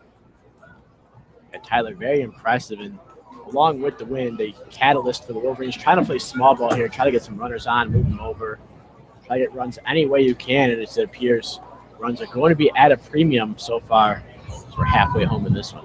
The right-handed sophomore for the Sooners gets a second pitch off speed, swung on and missed by Engelman. Tyler, through 4 innings of work now in the fifth, has given up 1 earned run, 1 run overall on 3 hits, 2 walks with a strikeout. At 63 pitches coming into this at-bat. Now he's at 65. The 0-2 to Engelman. Swung on, sent to the shortstop Zaragoza, who fields it off a couple hops, double clutches his throw, still in time by a half a beat, but Zaragoza made it interesting. A pump fake before finally firing it across the diamond for out number 1 here in the bottom of the fifth. And you gave us the update on the spring game. I thought I was watching a spring game for a second there. A little pump fake by the shortstop Zaragoza. It seems he might be having some trouble getting the ball out of his glove. We see it a couple times today, either not making throws or pumping a couple times on throws. I don't know if he's just not getting the grip right or what, but something to keep an eye out for as the game continues. And now the shortstop Zaragoza split evenly between second and third base on the shallow outfield grass for the right-handed Harrison Wenson, who walked in the third. He shows bunt immediately, pulls back, but takes a called strike, 0-1. So the righty has allowed Oklahoma to play for the pull with the wind blowing out towards left field as well. The 0-1. Well, went outside for a ball, evens the count at 1-1. The only man to the right side of the infield diamond is the first baseman, O'Brien, shaded towards the first base bag only slightly. The second baseman, the shortstop, and the third baseman for Oklahoma, all between second and third base. The 1-1 pitch to the righty, Wenson, is popped up, and the wind will keep it on the infield. The first baseman, O'Brien, tracks it down between first and second base for out number 2 here in the bottom of the fifth. 1-1 the score between Michigan and Oklahoma. And off the bat, that looked like it was going to be a shallow fly ball. Then the center fielder Hollis would have had to come in. So hard in. Well, almost made it its way back to what would be the infield grass. Of course, it's all turf here at Ray Fisher Stadium. Nice play by O'Brien to track it all the way and secure that one. On a day like today, you'd think of pop flies, and they're much more difficult than you would normally expect. K.O. Thomas, the leadoff man for the Wolverines in this game, shows bunt, pulls back at the last second. The appeal to first, not granted. Louise had 1-0 off the low pitch. Thomas 1 for 2 this afternoon, grounding out in the first and singled back in the third on a high chopper that Zaragoza, the shortstop, wasn't able to do anything with. Thomas gets well underneath this one. The wind blowing out towards left field. That one skips off the indoor practice facility for the Wolverine baseball team and then pops a couple times on the grass in their bullpen area. The count 1-1 to Akeo Thomas, the leadoff man for the Maize and Blue by way of Chicago, Illinois.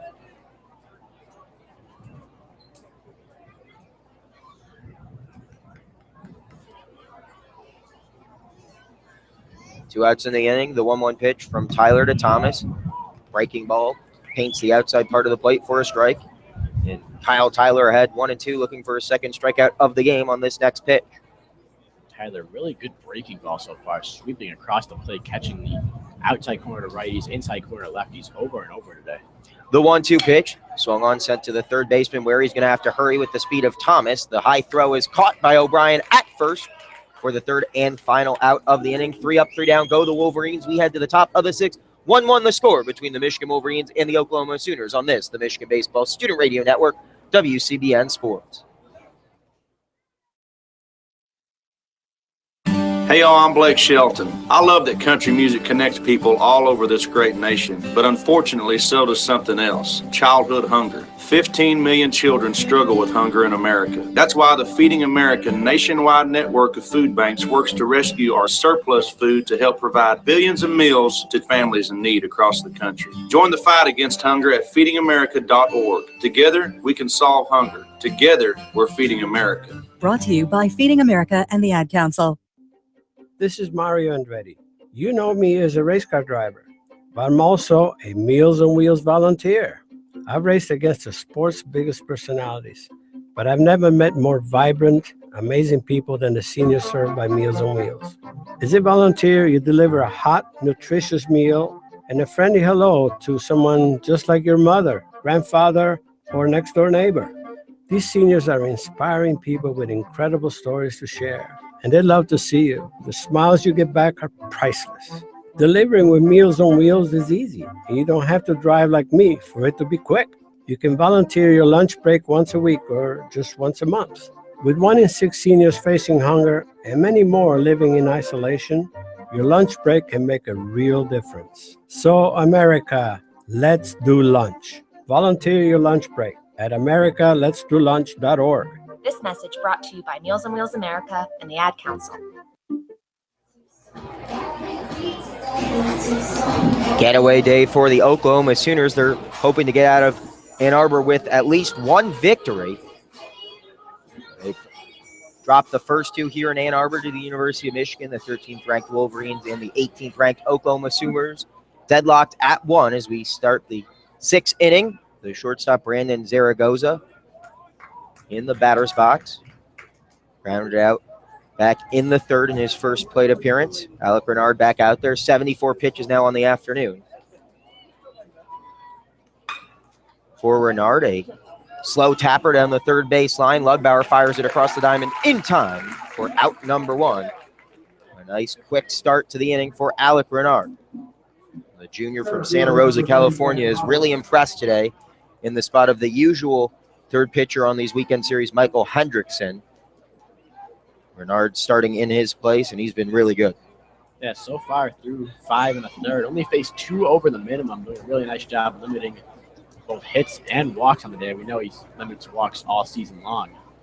4 strikeouts, 1 walk on the afternoon. He gets ahead of the center fielder, Ben Hollis, who took the strike over the heart of the plate. He's behind 0-1 with 1 out here in the top of the 6th. 1-1 between Michigan and Oklahoma in the third game of this 3-game series.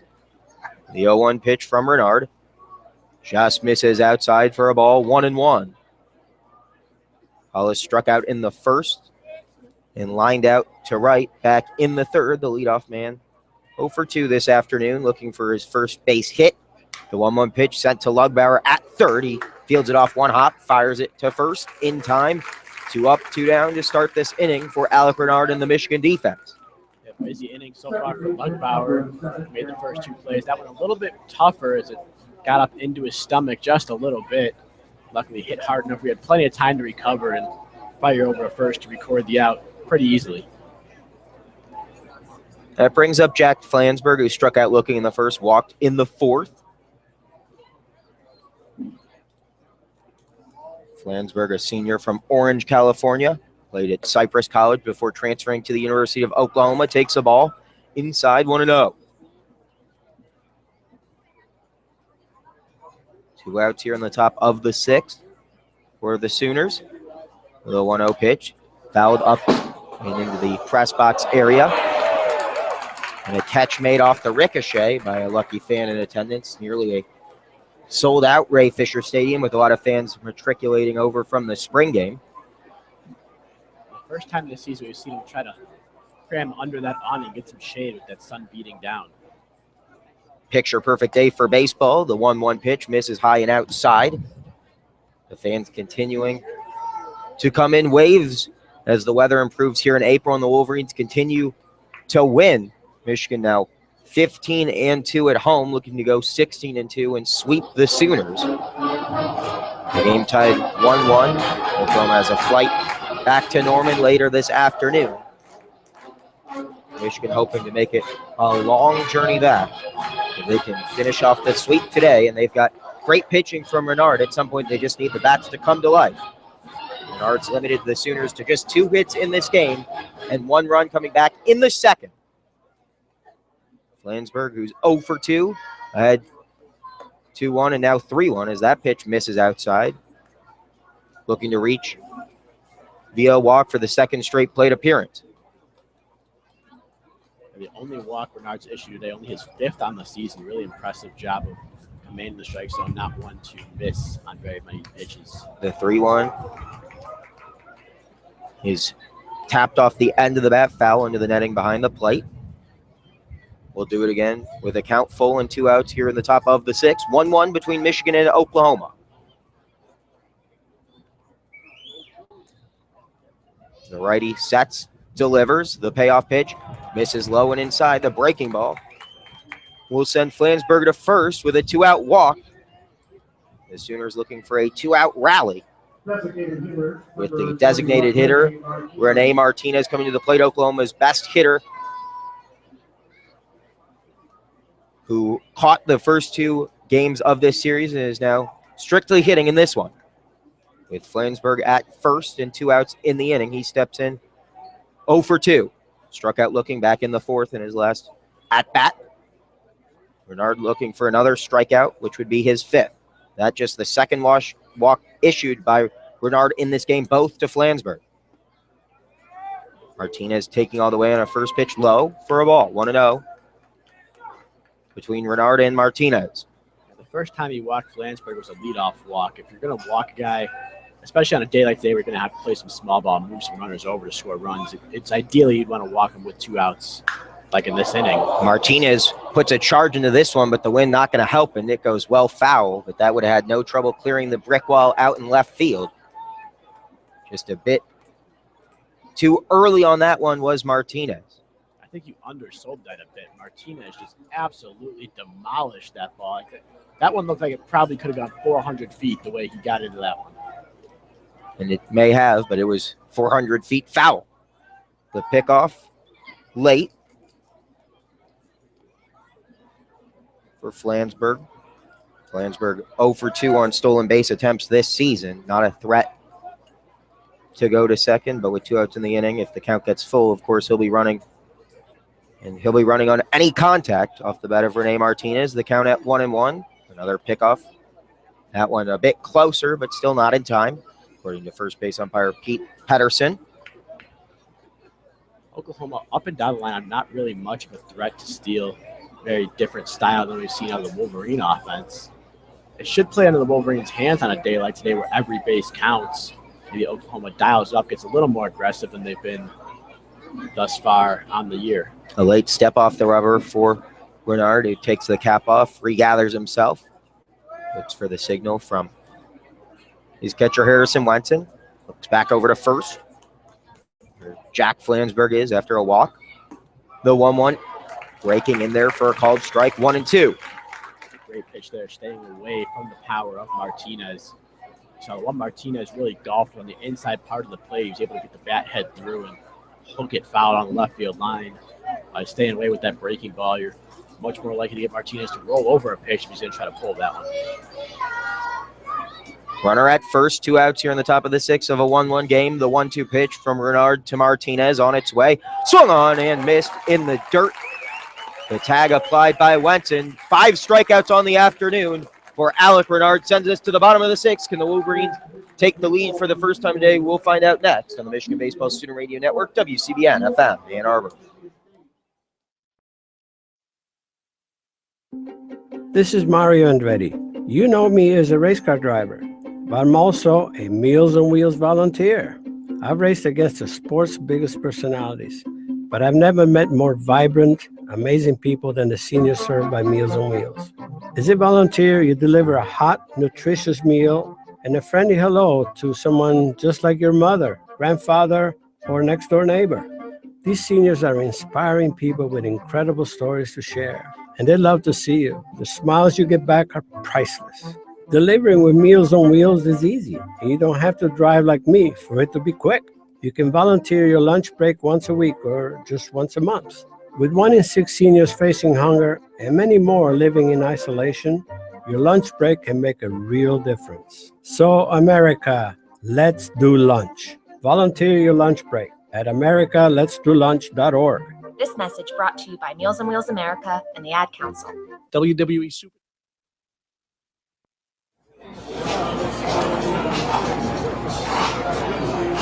New pitcher for the Oklahoma Sooners, Braden Fink, a freshman left-hander from Moore, Oklahoma. Fink making his 17th appearance of the year with a record of 1-0, a 2.38 ERA and 11.1 innings pitched, so a spot reliever with a 11 strikeout to 6 walk ratio. He's given up just 3 earned runs this season, 4 runs overall, and only 3 hits. So a lockdown reliever in his freshman year enters this tie ball game. The score 1-1 between the 18th ranked Oklahoma Sooners and your Michigan Wolverines, who come in as the 13th best team in the country, according to D1Baseball.com. Got the lefty Fink coming in, I imagine, heavily influenced by the fact that both lefties, Johnny Slater and Drew Lugbauer, both due up in the inning for the Wolverines. I wouldn't be surprised if he doesn't get out of the inning after those 3 batters to see him pulled in favor of a different pitcher. With Miles Lewis, the switch hitter, batting 4th this inning. As you mentioned, 2 lefties among the 3 we're guaranteed to see here in the bottom of the 6th. The score remaining 1-1. A pitcher's duel after a weekend series that was previously defined by a lot of offense. Both Alec Renard and Kyle Tyler, the 2 starters, very impressive. Tyler's day done after going 5 innings, giving up just 3 hits and 1 run, now relieved by the lefty freshman Braden Fink. His first pitch in there for a strike as Slater showed bunt. Laid off the baseball, but it was right over the heart of the plate. Fink going with a fastball out of the bullpen. Appropriate here. We have number 42, Braden Fink, pitching on Jackie Robinson Day. I don't think that went into Oklahoma's decision to make that move, but a nice tidbit nonetheless. The second pitch from Fink paints the black on the outside part of the plate. 0-2 to Johnny Slater. Slater singled back in the first. Sacrifice fly in the third that plated the tying run for the Wolverines. This weak tapper off his chest. He was in the batter's box, so we'll do it again at 0-2. Yeah, a little breaking pitch. Again, sliding from that inside part to the outside part of the plate from Fink there. Had Slater out in front, but good bat control to stay in the zone just long enough to get a piece of it. Fink, 11 strikeouts on the year, looking for strikeout number 12. Has a couple pitches to waste if he's inclined. The 0-2 to Slater, high, about eye high for Johnny Slater, 1-2. Not quite sure if Lindsey and Fink, they were trying to go high. It didn't look like Lindsey was set up particularly high, but maybe serves the purpose of changing the eye level here on Slater. Wouldn't be surprised to see a breaking ball in the dirt here. 1-1 game between Michigan and Oklahoma. The leadoff man for the Wolverines here in the bottom of the 6th. Johnny Slater, who's batting .306 on the year.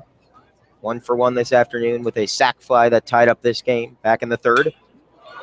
The 1-2, a charge into this one, the wind blowing it out, and it will hop off the wall. Slater will head into second with a leadoff stand-up double as the wind helped him out, and he got underneath that one going opposite field off the brick wall.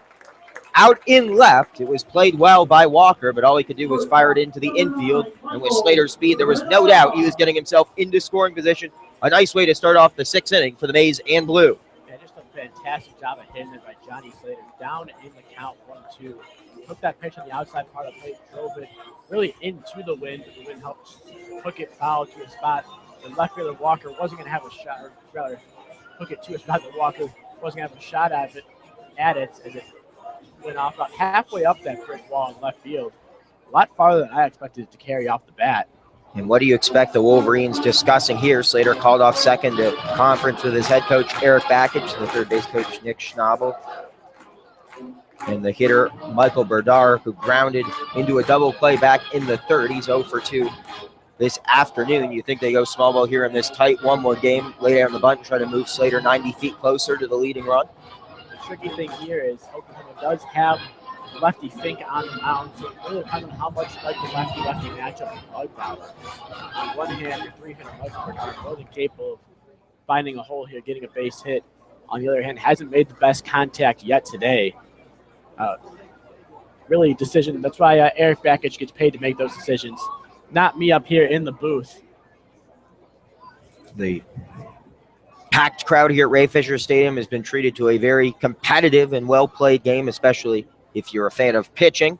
The Wolverines hoping to send these fans home happy with the third and what would be their sweep win over the Oklahoma Sooners. In a good spot here of this tie game, 1-1 in the bottom of the 6th. The leadoff man, Johnny Slater, with a fly ball off the left field brick wall that allowed him to get into second standing up. And with no outs in the inning, Michael Berdar at the plate with the Oklahoma infield in. Expecting bunt. We'll see if he shows it against the lefty, Braden Fink, who's in relieving Kyle Tyler, who went 5 innings and gave up just 1 run. Berdar swinging all the way there, fouls it up into himself. He's behind 0-1. The first baseman, O'Brien, was hard charging there, expecting Berdar to lay one down. And you got to imagine Berdar wishes he had that pitch back. It was right over the middle of the plate, about belt high, and just missed it. Had a chance to really drive one, especially into that large right center field gap that's currently out there. Michigan has 4 hits in this game. They've stranded 3.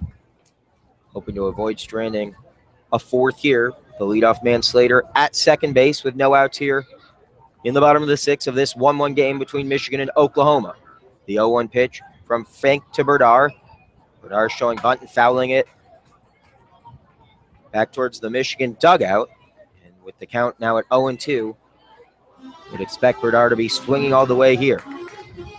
Yeah, probably should have pulled back on that one. The pitch moving away from him off the outside part of the plate. But when you're given that bunt sign, really all you can think about is try to get it down. Sometimes you forget that you don't necessarily have to get that exact pitch down.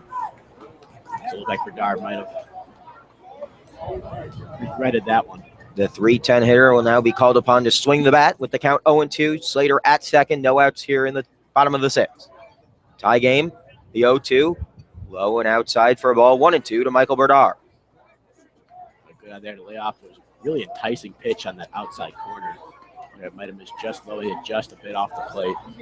That's why Berdar doesn't strike out much. Slater, who's 10 for 10 on stolen base attempts this year, always a threat to steal, even going from second to third. We'll see how aggressive the Wolverines get on the base paths. The 1-2 to Berdar, sent into right field. It's tracking foul, and it will land foul in the Oklahoma bullpen. Berdar with the right idea here. Go the other way. We saw Slater do it with 2 strikes. That's thinking of Berdar here. You got to think it ends up well, especially with the second baseman Flansburgh over near the bag. There's a hole on the right side of the infield. As O'Brien playing fairly far up, he's not going to have as much range as he normally would playing back. The lead run at second.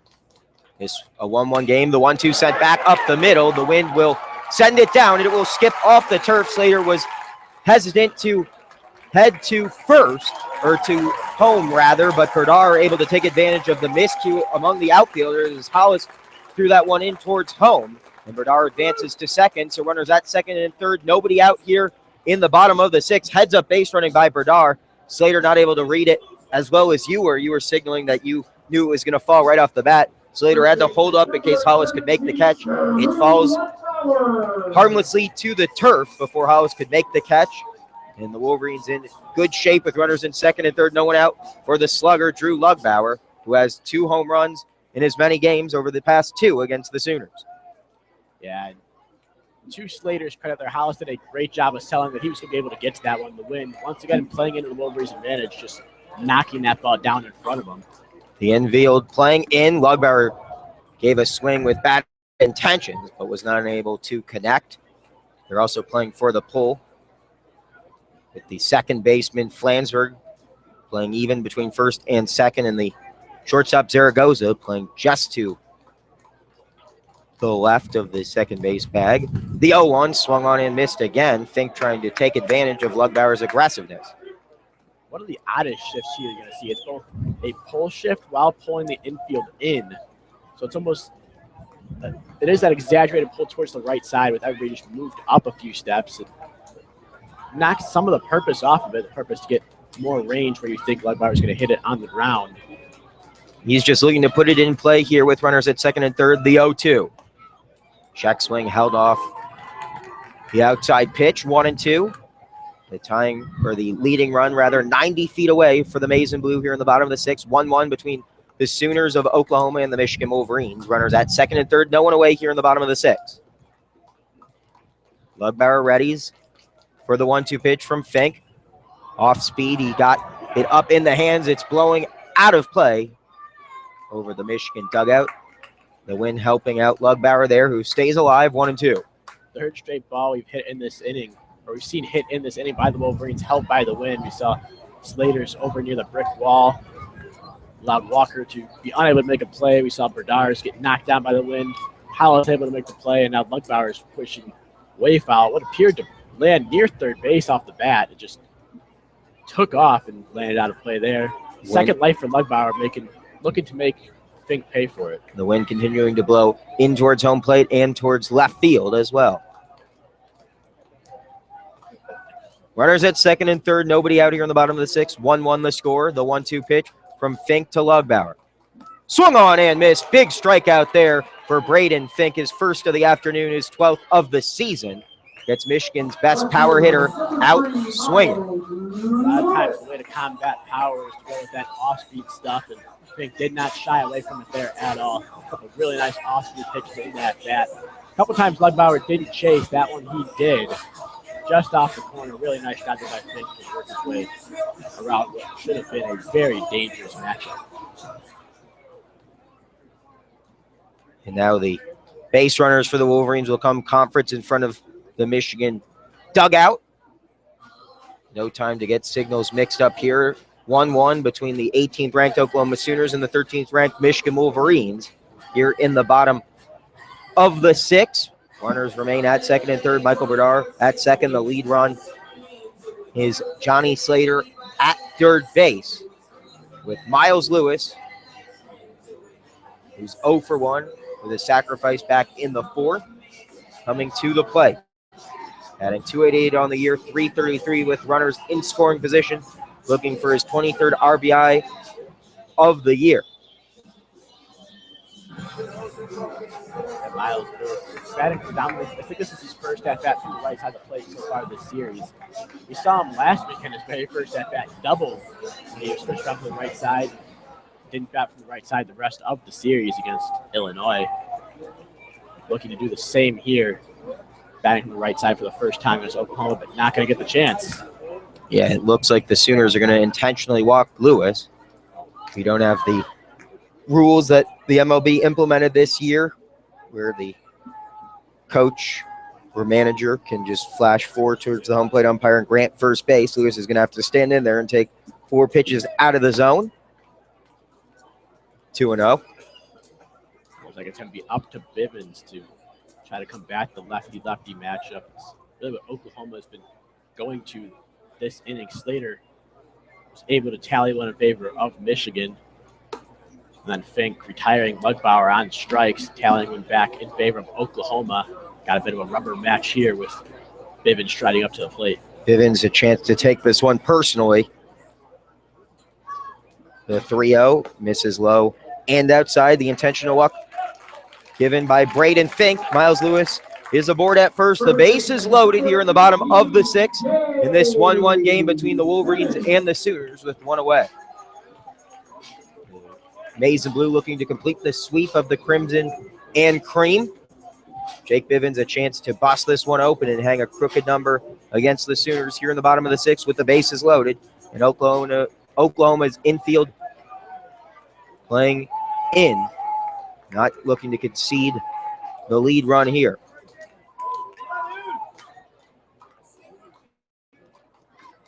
The freshman Braden Fink in a tough spot with the bases loaded and one out. First pitch to Bivens in there for a called strike. A nice pitch on the inside corner there. It's always dangerous. You don't want to end up hitting Bivens, who has that affinity for getting hit. Was hit for the 13th time of the year, but if you can locate on the inside corner, there's really not much Bivens can do. The 0-1 pitch with the bases loaded from Fink to Bivens, and it got a piece of him just as you called for.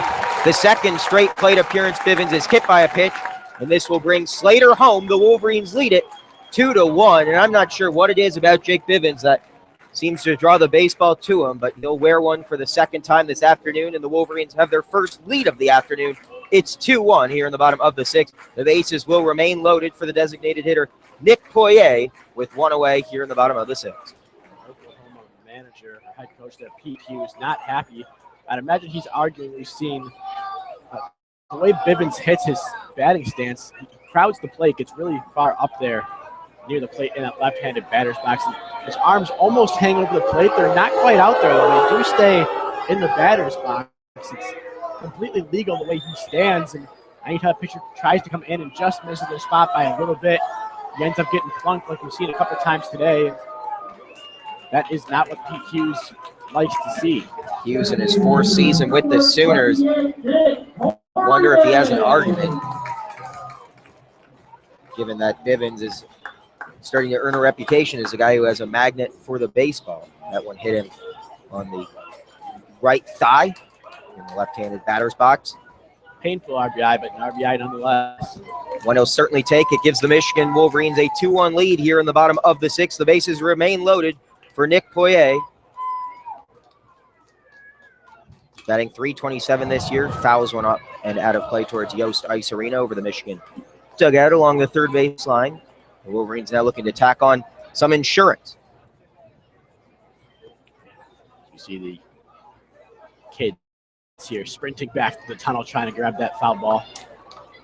Poirier grounded into a double play back in the 4th.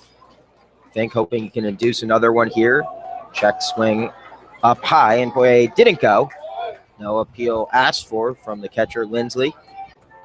So the count now even at 1-1 with one out here in the bottom of the 6th. Michigan plating the leading run via hit by pitch to Jake Bivens that sent Johnny Slater home from 3rd. The bases remain loaded here. The 1-1 pitch with one out from Fink to Poirier. Inside for 1-2. There's Fink going right back to that inside corner. As a lefty, if you can locate on the inside corner 2 other lefties, it opens up just a whole new ballgame. That breaking pitch going away becomes that much more effective. A couple of underclassmen doing better on this tight game. Fink, a freshman. Poirier, the sophomore, faces the 1-2. That one inside, nearly caught a piece of Poirier. The count now at 2-2. Nearly caught a piece of Poirier, nearly caught a piece of the plate there. I don't know, it's just a nice frame job there by the catcher Brady Lindsley or what, but that one looked pretty good, pretty similar to the pitch that was just called a strike on the inside. And we've seen a lot of that really throughout Michigan's lineup. They like to keep their toes on that chalk. They like to really crowd the plate, force the issue. And now the jawing continuing between home plate umpire Stephen Linton and Oklahoma's head coach Pete Hughes. Hughes with his team now down and in a tough spot, perhaps looking for a ticket on the early flight home on getaway day for the Sooners. First one in the showers. The 2-2 pitch with the bases loaded to Poirier. That one misses low and outside. The count is now full.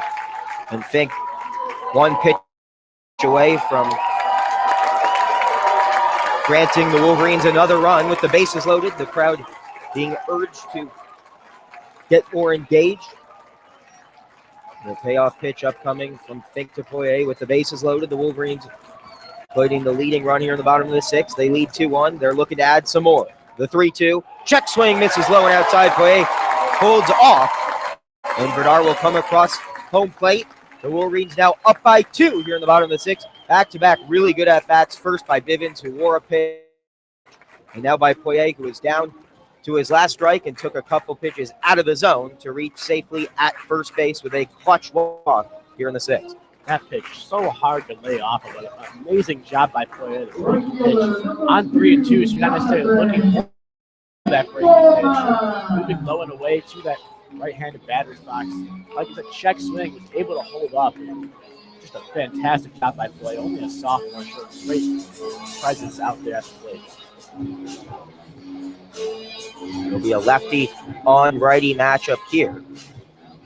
If Oklahoma decides to keep Braden Fink in this game, he hangs the left hand and looks to deliver home against Jonathan Engelman, who's 1 for 2 on the day, batting average up to .292. The bases remain loaded, 1 out here in the bottom of the sixth. The first pitch Engelman sees in there for a called strike. Bernard at third, Lewis at second, Bivens, or rather, Bernard just came home to score. Lewis now at third, Bivens at second, and Poirier, who just walked in the second run of this inning for the Wolverines, is at first base. Finks steps off the mound to regather himself. That will draw Lindsley, the catcher, out of his crouch and onto the bump.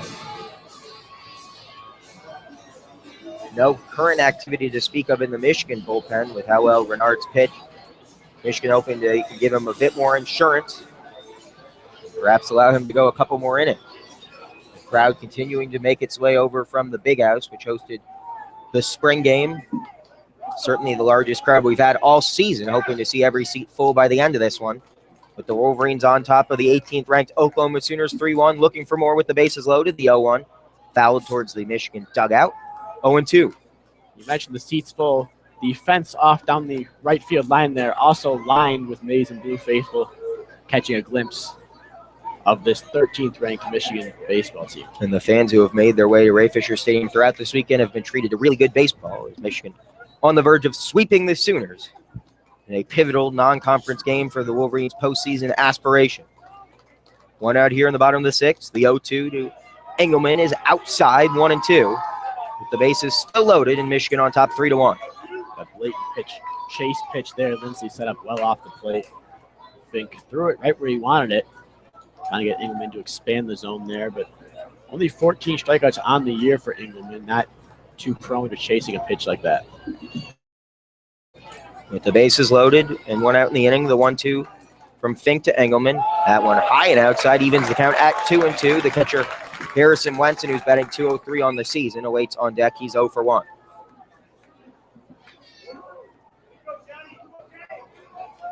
Michigan State comes to Ann Arbor on Tuesday. The Wolverines hoping to carry a momentum via a sweep into that pivotal Big Ten matchup between in-state foes. The count at 2-2 with the bases loaded for Engelman. Breaking ball. He got a late swing on that. Had to get defensive. Keeps the count at 2-2. They kept his hands, they kept his bat in the zone just long enough to get a piece of that one. Contacted it off in front of the plate, just off the end of the bat. But you do whatever you can to stay alive until you get something you think you can drive. The freshman Braden Fink, perhaps rattled by this crowd and the opposition, as the Wolverine bats, which have been held dormant through 5 innings, coming to life here in the sixth. They've already plated 2 runs to get a 3-1 lead. The 2-2 in at the hands and fouled off. Another good defensive swing by Engelman, who you mentioned, not a player prone to many strikeouts, just 14 on the year and 106 at-bats. You can feel this crowd just waiting to explode. They've already gotten pretty loud for a hit by pitch and a base on balls that both drove some runs in. If they can record a base hit here, this place will definitely come alive. The base is loaded. Michigan on top 3-1, the bottom of the 6th. 1 out in the inning, the 2-2 pitch from Fink to Engelman on its way. Sent into right field, base hit. 1 run will score.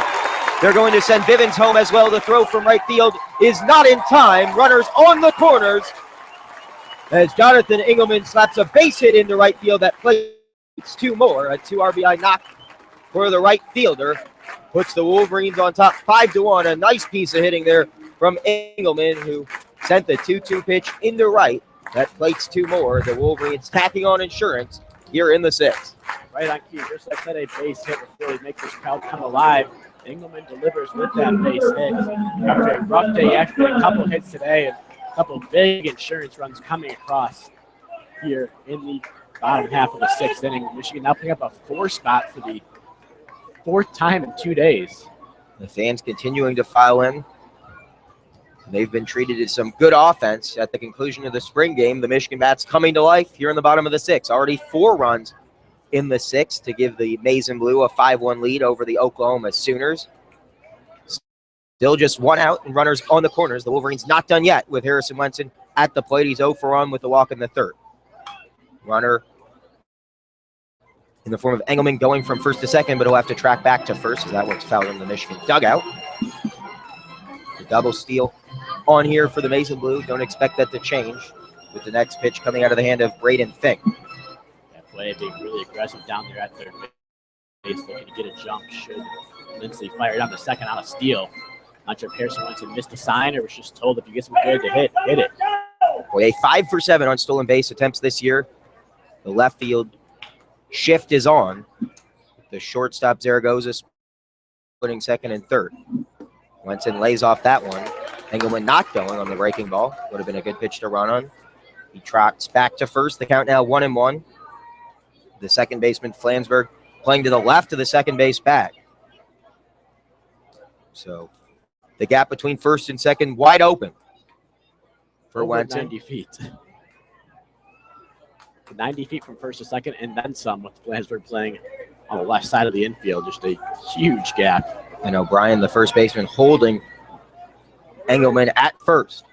Runners on the corners, 1 out. Michigan already with 4 runs in this inning to give themselves a 5-1 lead. The 1-1 to Wenson. Lays off that breaking ball outside. 2-1. Really enticing pitch with that big gap on the right side. One missing just off the plate away.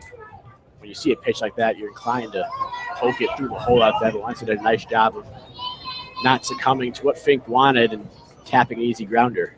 Wenson looking for his 23rd RBI of the year here with 1 away. Just has to get one out of the infield. He'll blast this one into left center field. The wind's going to try to keep it in, and it will do its job at the warning track. Walker makes the catch, but that'll plate another run as Poirier comes from third to home. A good piece of hitting there by Harrison Wenson. If the wind's not blowing in, that one's certainly out of the yard. Nonetheless, he'll simply be credited with a sacrifice fly, and Michigan's plated 5 here in the 6th. It's now 6-1 Wolverines. Yeah, if the wind's not blowing in, I think that one finds the seats at Alumni Field over there. That ball was crushed, and if it wasn't right into the teeth of the wind, it's just well out of here. Harrison Wenson able to get into that one, do exactly what he needed to do, was hit the ball in the air hard and far enough to score Nick Boye on that play. Shame Engelman wasn't able to move up, but really they had no play. Oklahoma did at Boye at the plate, so a nice play by them to make sure the throw went to second and prevent Engelman from moving into scoring position as well. That one sent to the power alley out and left, really almost parallel with the flagpole, with the American flag blowing well inward. But as you said, he crushed that one. The wind just did him no favors. Still plates another run on a sac fly. And the leadoff man of this game, Akeo Thomas, back up at the plate. He's 1 for 3 with a single back in the 3rd. There are fans now over in that Alumni Field stands. Almost got a souvenir. Don't think they expected that when they decided to come over and watch. The crowd you could expect to see if Michigan has the opportunity to host some postseason games here at Alumni Field. With the softball stadium in the backdrop, those bleachers out that usually occupy the outfield of the softball stadium provide a nice vantage point from left center. of the home plate diamond here at Ray Fisher Stadium, home of the Michigan baseball team that has a 6-1 lead. That pitch from Fink is low and inside to run the count to 3-0 for Akeo Thomas, who's already walked 26 times this year. Engelman remains at first base. Second and third now empty after Wenson flew out to left field. A sacrifice fly that plated Nick Poirier to give the Wolverines their 5th run this inning and a 6-1 lead. Engelman likely going here with the 3-0 pitch, low and inside. He'll be able to walk slowly to second. Akeo Thomas aboard with a 2-out walk, and that brings up Johnny Slater, who led off this inning with a double off the left field wall. He was the first man to cross home plate in this inning to give the Wolverines a 2-1 lead. Since he's returned to the dugout, he's seen the lead grow to 6-1. Yeah, not much action going on from that Oklahoma dugout or Oklahoma bullpen. Seems like this is Fink taking one for the team out there. He was coming in. He came in to try. He's going to get another shot at those lefties. Michigan's 2 outs here, runners at first and second. Fink steps off the rubber. Engelman and Thomas both they timed up Fink on that one just to have to scamper back as Fink realized they were on the move.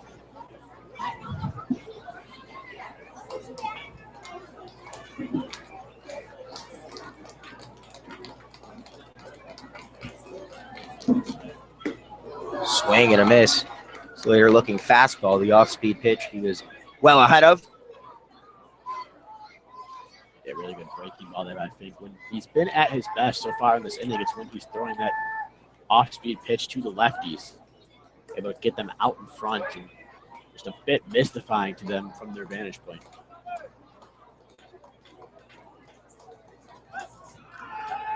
Throw back to second. Engelman dives in safely.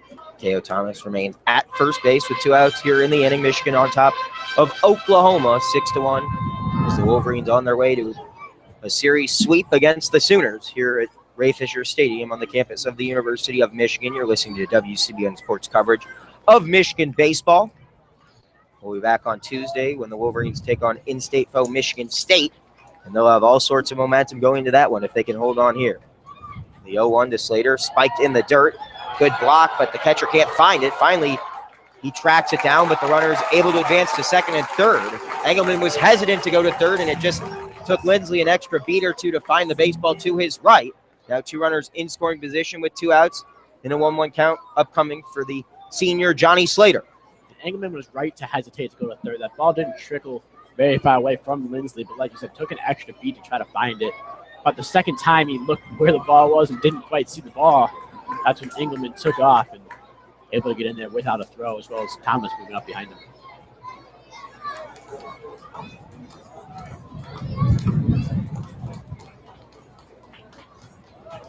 The 1-1 pitch inside, but caught enough of the plate to warrant a strike call from home plate umpire Stephen Linton, 1-2. I think pounding that inside corner, look for a breaking ball away here, try to get Slater to chase something off the plate. The 1-2 pitch. Swing and a tip into the glove of Lindsley for the strikeout. Fink comes into this game out of the bullpen. He doesn't help out his starter, Kyle Tyler, though, giving up 5 runs to the Wolverines. We head to the top of the 7th. Michigan on top of the Sooners, 6-1. You're listening to the Michigan Baseball Student Radio Network, WCBN FM, Ann Arbor.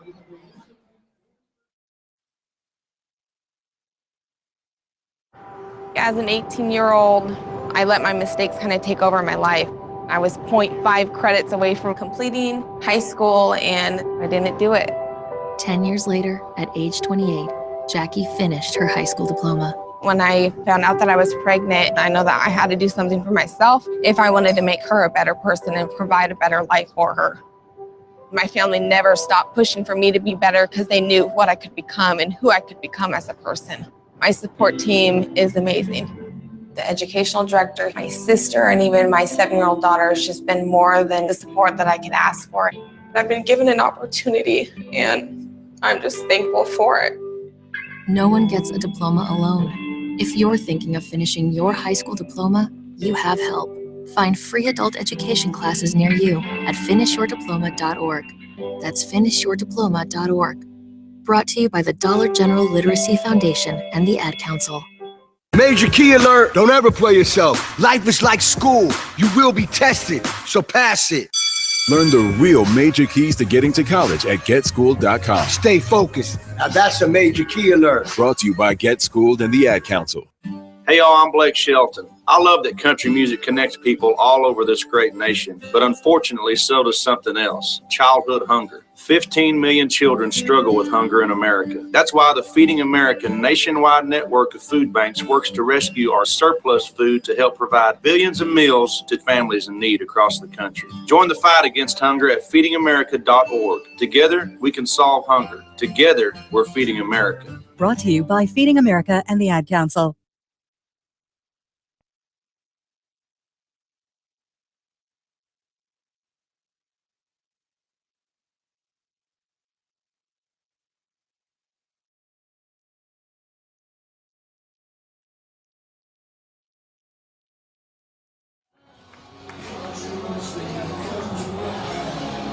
After a long half inning that saw the Wolverines plate 5 runs, we're in the top of the 7th. The 18th ranked Oklahoma Sooners trail your Michigan Wolverines, who come in as 13th in the country, 6-1 in favor of the Maize and Blue. New pitcher Jace Vancena.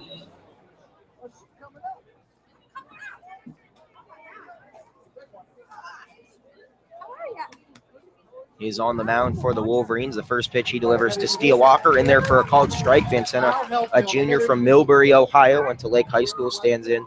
They're at 6'5", 225, making his 11th appearance of the year. His next pitch to Walker is low for a ball, 1-1.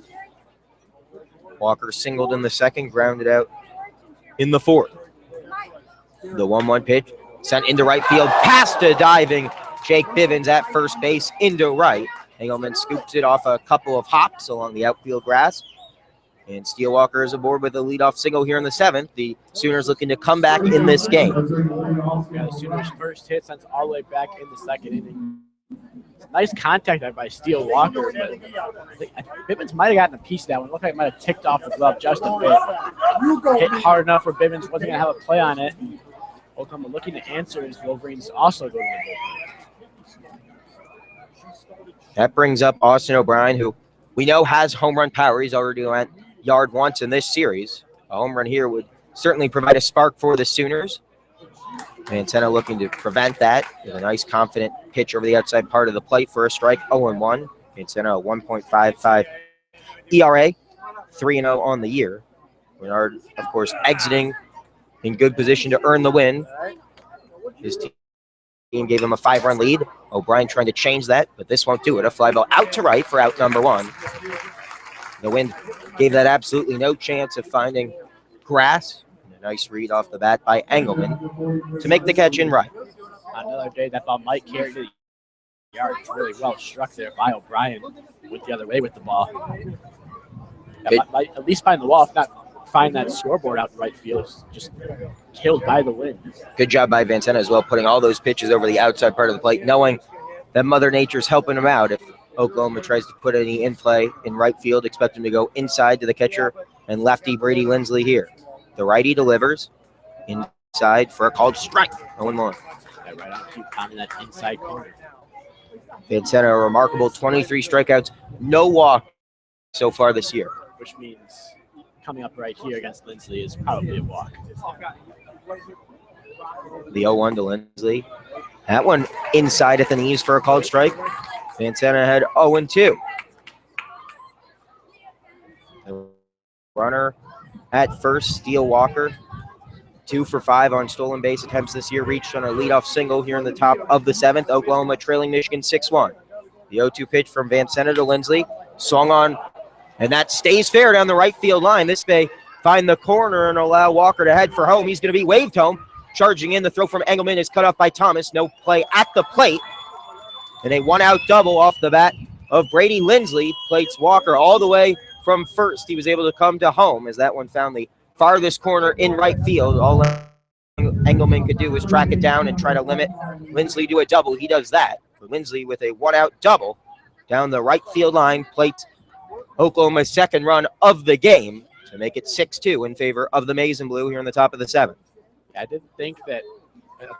I thought they might have a play at Steele Walker on the plate, but Ingham in just a bit of trouble in that right field corner. Not a whole lot, but just enough for Walker was going to be able to score. Nice play by Caleb Thomas.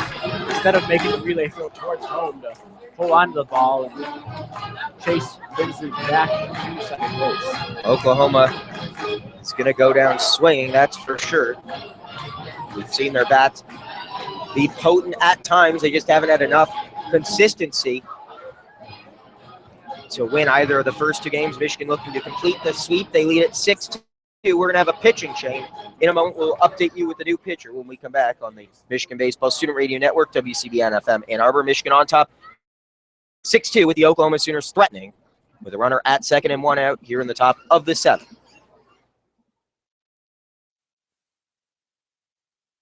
Listen, my life changed because someone was there to get me to use drugs.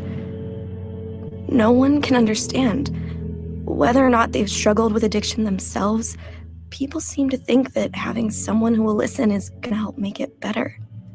I'm realizing that I need help. I'm listening. I need help. I'm realizing that I think that having someone who will listen is going to help make it better. Whether or not they've struggled with addiction themselves, people seem to understand. No one can get me to use drugs. My life changed because someone was there to listen. 1 in 7 Americans will struggle with addiction during their lifetime.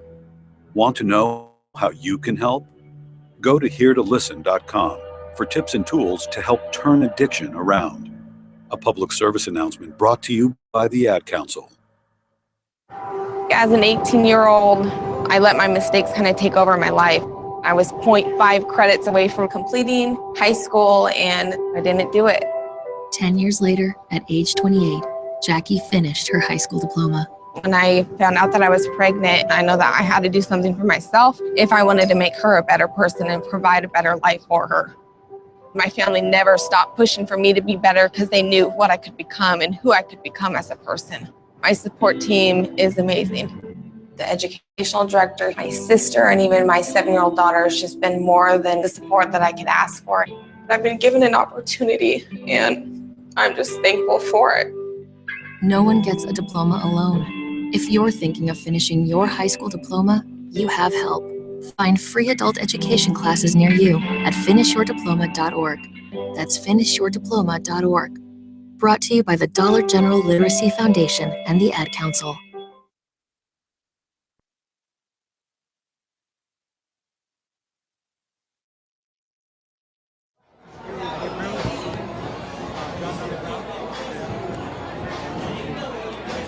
Michigan on top of Oklahoma 6-2 here in the top of the 7th, but the Sooners have already plated 1 run this inning with 1 out.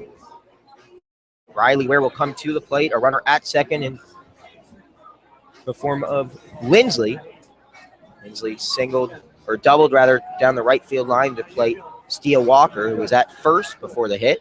Came across to bring the Sooners within 4. Mac Lozier on the bump. The senior out of Indianapolis, Indiana, already has faced Oklahoma once this series. He earned a save back on Thursday. The first pitch he delivers to Ware over the outside part of the plate for a called strike, 0-1. Yeah, Lozier back on Thursday. Pitched 2 innings. Interestingly enough, faced less than the minimum. Only faced 5 hitters. Got out of it thanks to a double play ball and 3 strikeouts. No hits, no walks, no runs. Just an effective outing back on Thursday, worthy of that save. The 0-1 tap to Bivens at first. He will do it himself to tag the first base bag for out number 2 here in the 7th. That will also move Lindsley over to third. That brings up the right fielder, Blake Brewster, who's 0 for 2 so far today. Really, the entire inning, like the complexion of the inning really changes once you get that second out. You go from runner on second, only 1 out, perhaps putting together a nice string of hits there, gets you right back in the ballgame. Now, runner at third with 2 outs almost feels like that's all you can really get in this inning. You're trying to get that one last run. Akeo Thomas, the second baseman, playing in the shallow outfield grass. He'll charge in on this grounder and flip it underhand to first for the third out of the inning. Lozier comes in and makes easy work of the Sooners. He throws just 3 pitches out of the bullpen and gets 2 outs. He sends the Wolverines to the bottom of the 7th. It's stretch time here in Ann Arbor. The Maize and Blue lead the Oklahoma Sooners 6-2 on the Michigan Baseball Student Radio Network, WCBN FM Ann Arbor.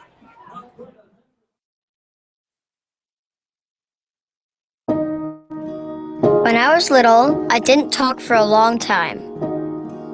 I liked things to always be the same. Anything new or different would scare and upset me. I was very sensitive to lights and sounds. It was almost like I had bigger eyes and ears than everyone else. So I built secret hiding places where nothing could get in. I didn't like looking people in the eye. Comfortable. I'd throw big tantrums over little things like on my socks. Sometimes I do this. I found out I had autism. My family got me help. Slowly, I learned how to live with it better. You can see signs of autism in children as young as 18 months. Early intervention can make a lifetime of difference. Learn the signs at autismspeaks.org/signs. Brought to you by Autism Speaks and the Ad Council. As an 18-year-old, I let my mistakes kind of take over my life. I was 0.5 credits away from completing high school, and I didn't do it. 10 years later, at age 28, Jackie finished her high school diploma. When I found out that I was pregnant, I know that I had to do something for myself if I wanted to make her a better person and provide a better life for her. My family never stopped pushing for me to be better because they knew what I could become and who I could become as a person. My support team is amazing. The educational director, my sister, and even my 7-year-old daughter has just been more than the support that I could ask for. I've been given an opportunity, and I'm just thankful for it. No one gets a diploma alone. If you're thinking of finishing your high school diploma, you have help. Find free adult education classes near you at finishyourdiploma.org. That's finishyourdiploma.org. Brought to you by the Dollar General Literacy Foundation and the Ad Council. Zoello.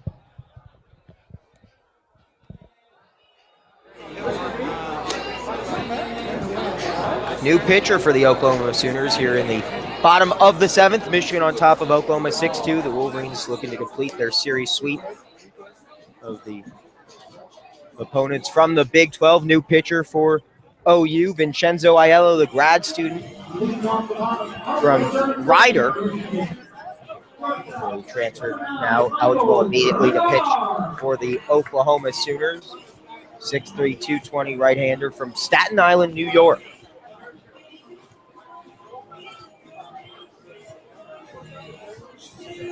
Aiello making his 15th appearance of the year with a 2.25 ERA. This will be the 17th inning he's pitched this year. He'll lead things off against Michael Berdar with an outside pitch. Low for a ball, 1-0. Berdar 1 for 3 on the day, had a single back in the 6th.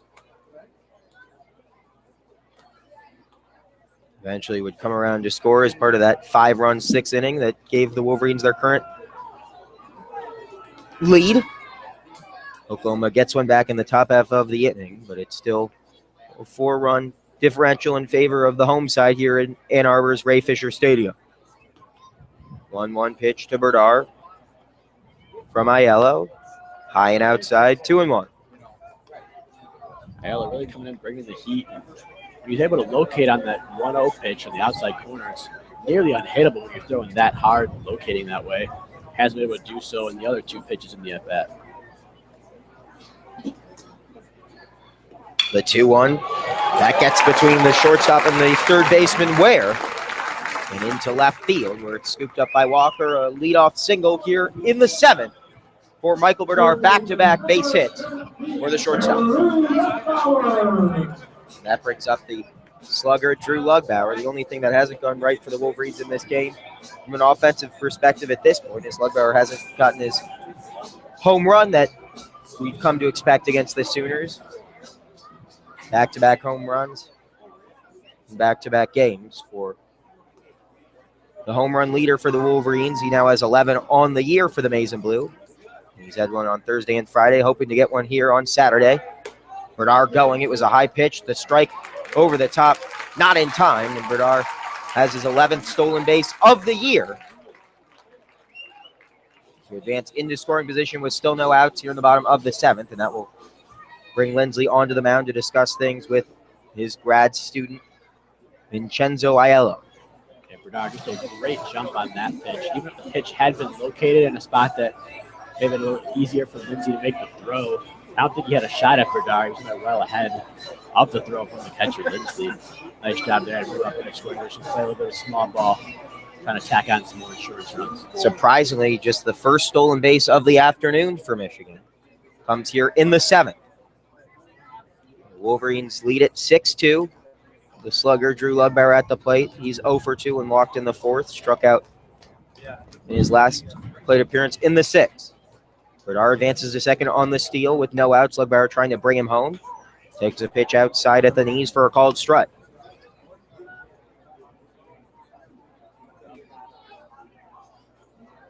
One and one between Aiello and Lugbauer. Wolverines looking to tack on some more insurance to their current 4-run lead.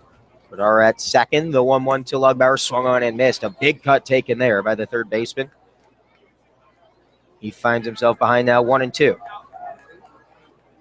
His last at bat, strikeout number 40 on the year. Also fell behind 1-2 in that count before going down swinging. And have a little bit more success here. Get a pitch he can drive. The 1-2. Bernard going, sliding into third. Not in time. A nice throw from Lindsley. Gets Bernard at third. Tried to swipe his way all the way to third base. He swiped second successfully. Not so there. And he's caught stealing for the 4th time this season after picking up his 12th steal. A pinpoint throw there by Lindsley. A throw in any other spot. Not sure if the tag gets down in time, but right there over the bag. Just a great job by Lindsley.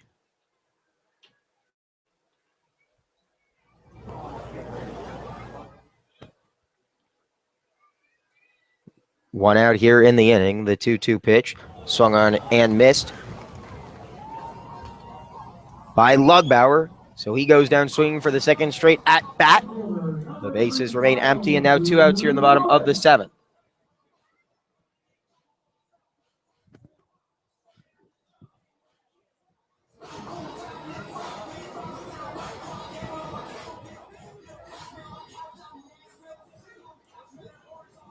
Michigan on top, 6-2. Miles Lewis at the plate, where he's 0 for 1. Sacrifice back in the 4th, and he walked in the 6th.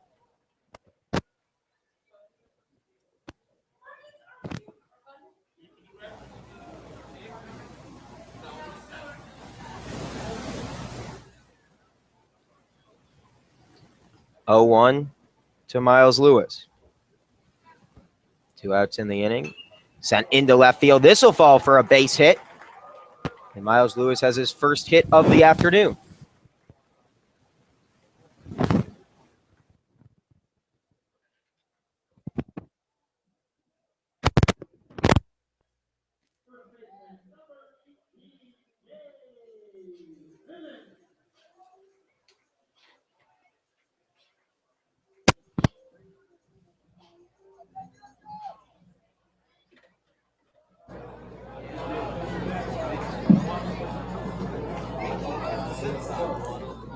With a runner at first, Lewis bluffs like he's going to run.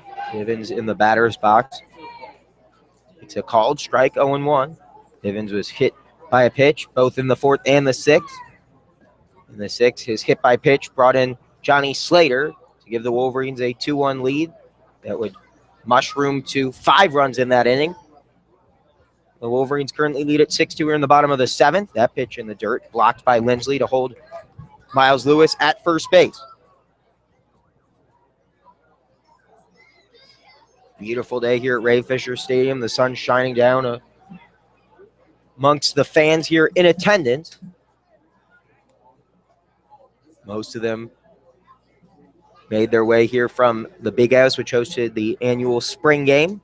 They've been treated to some good baseball. The Wolverines on their way to sweeping the Oklahoma Sooners, looking for a couple more runs. They currently lead it by 4, but they're not satisfied yet. A big swing by Bivens. Fouled off his chest and off the top of the dirt as well. You talk about playing well today. Speaking of playing well, you talk about Wilton Spate over there at that spring game. I've heard Brandon Peters looked pretty solid over there. So fans that were able to see both him and this Michigan offense, seeing a number 18 in action right now in Bivens. The 1-2 sent foul towards the Michigan indoor facilities. Headhunter out there for anyone standing along that third base line. Everyone able to get out of the way, though.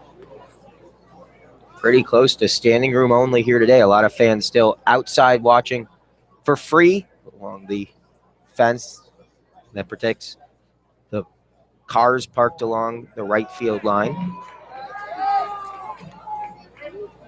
That pitch missing outside the count. 2-2. With 2 outs here in the bottom of the 7th, Michigan leading 6-2. Miles Lewis at first. Jake Bivens, the first baseman for the Wolverines, at the plate. Aiello sets, delivers, swung and fouled off the shin of Bivens. Even when the pitchers aren't hitting him, he's hitting himself with the baseball. Yeah, Aiello had Bivens well out in front of that ball. As you've seen a number of times from these Wolverine hitters, able to keep their swing just long enough to get a piece of these off-speed pitches.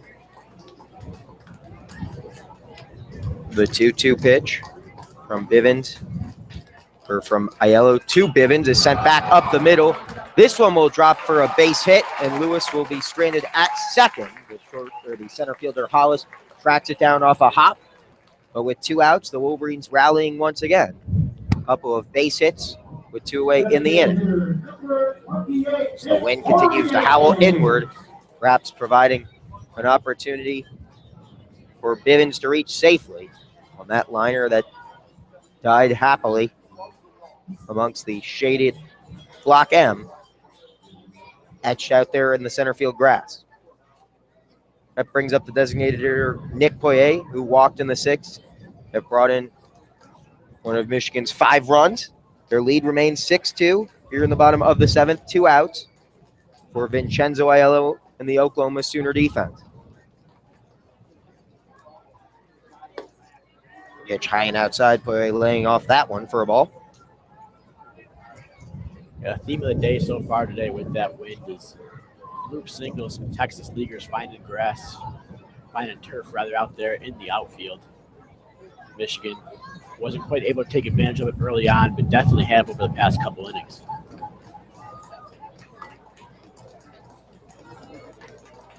The 1-0.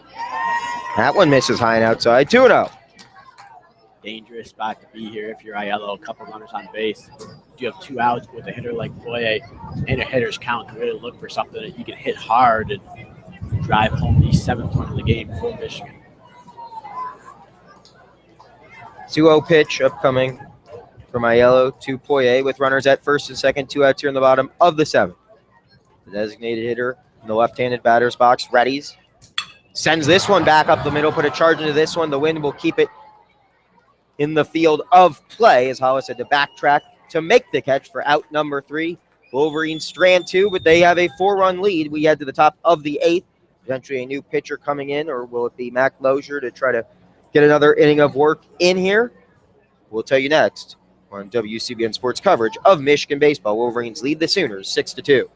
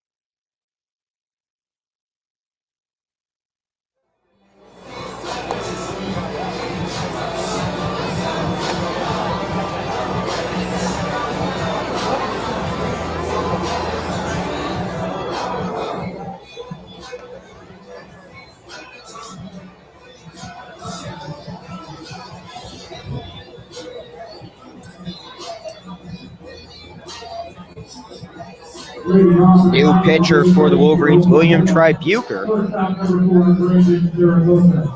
who's pitched 22.2 innings this year. He has a record of 3-1 and an ERA of 2.38.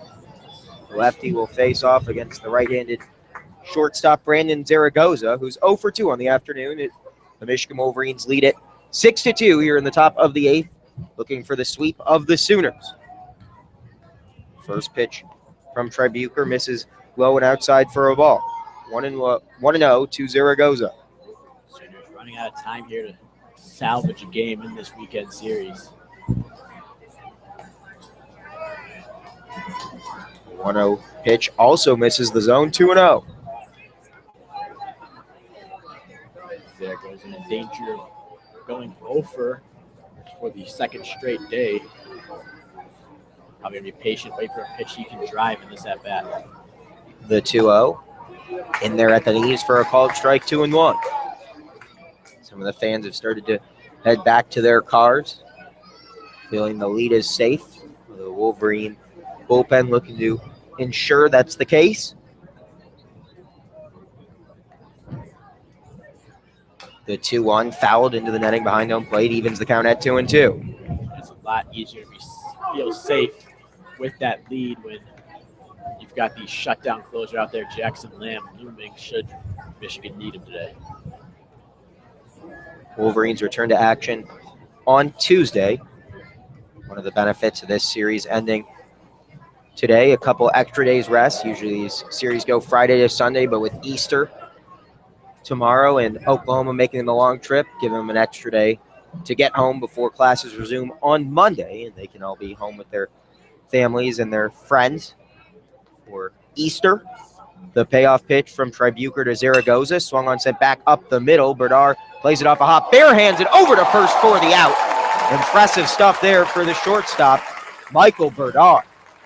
Zaragoza actually did that exact same thing in yesterday's game, so I don't know if it's the baseball gods' tricky way of playing some karma on Zaragoza there, but it's a great play by Berdar to stab that one with the bare hand, make a rifle of a throw over to first to retire him. I'm not sure he needed to field it with the bare hand, but it looked cool nonetheless. And with a 4-run lead, perhaps can afford to take those kinds of risks. As long as you make the play, he does. For out number 1 here in the 8th, Michigan still leads 6-2 with Ben Hollis at the plate. He's 0 for 3. Shows bunt, pulls back, and that nearly got a piece of him. Fortunately, he was able to read that one out of the hand and back up in time. Not sure if that was a blowback pitch from Tribuker or if he was just phased by the leadoff man Hollis showing bunt. It looked to me like he just missed his spot. It looked like Winston was set up near the inside part of the plate, and Tribuker just missed high with the fastball. Never quite sure, though. Third base coach for Oklahoma talking down to our home plate umpire Stephen Linton about that one briefly before being dismissed. The 1-0 pitch from Tribuker, inside but low for a ball. 1-1, or 2-0 rather.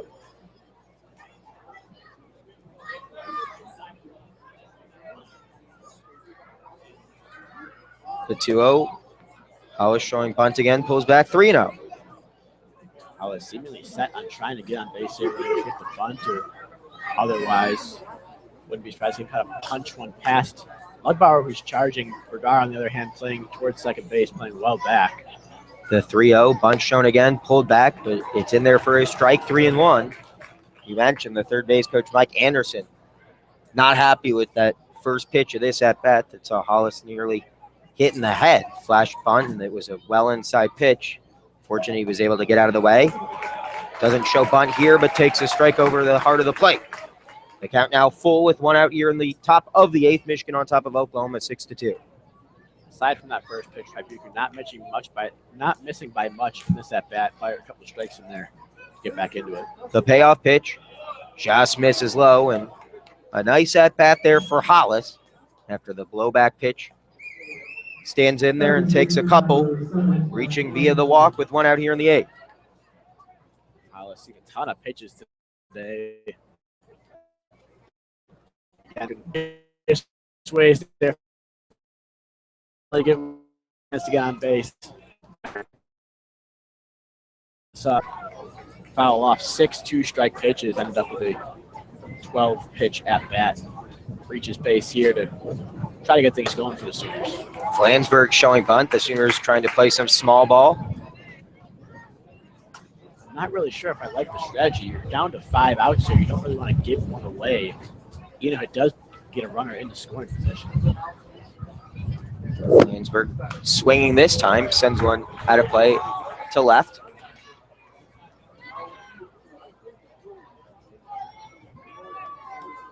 Even if the plan, it wasn't to bunt there, you almost wasted a strike by having Flansburgh square around and pull back. Hollis at first, 1 out in the inning. Oklahoma down 6-2. Flansburgh looking to swing there. That one just misses outside. 1-2. Bucher looking for his first strikeout of the afternoon, his 22nd of the season. He's still ahead 1-2 with 1 out in the inning against Flansburgh, who's walked twice and struck out back in the first.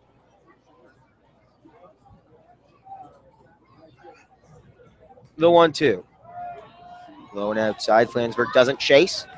Evens the count at 2-2 with Hollis still at first. With a couple pitches to work with, trying to get Flansburgh to chase off the plate, but with those 2 walks, up to 32 on the season, very patient hitter. The 2-2. Inside, called strike 3. Bucher with his 22nd strikeout of the season since Flansburgh disappointed back to the Oklahoma dugout. Second strikeout looking, if I recall, back in the first. Again on the inside corner pitch. That's a pitch that Flansburgh not quite picking up well, and Wolverine pitchers taking advantage of that. The 3-hitter, the designated hitter, Rene Martinez, batting .333 on the year.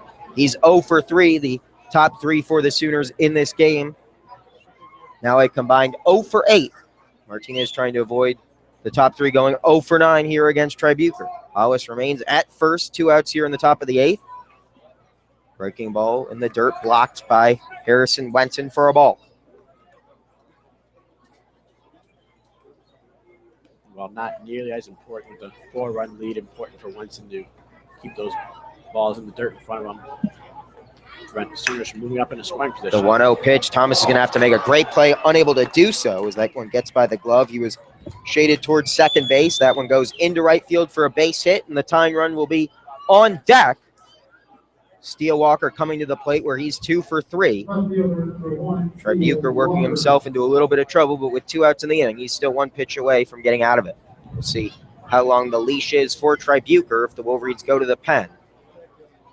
Certainly no shortage of arms down the left field line for the Wolverines. Conference on the mound to perhaps buy some time for those relievers getting loose.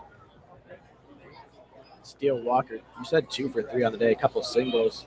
Came out to score a couple times, but his first look at a lefty on the day. It will be interesting to see if he can adjust to Will Bucher, if Bucher is able to use that lefty-lefty matchup to his advantage here. Jackson Lamb and Carl Kaufman both up and getting loose.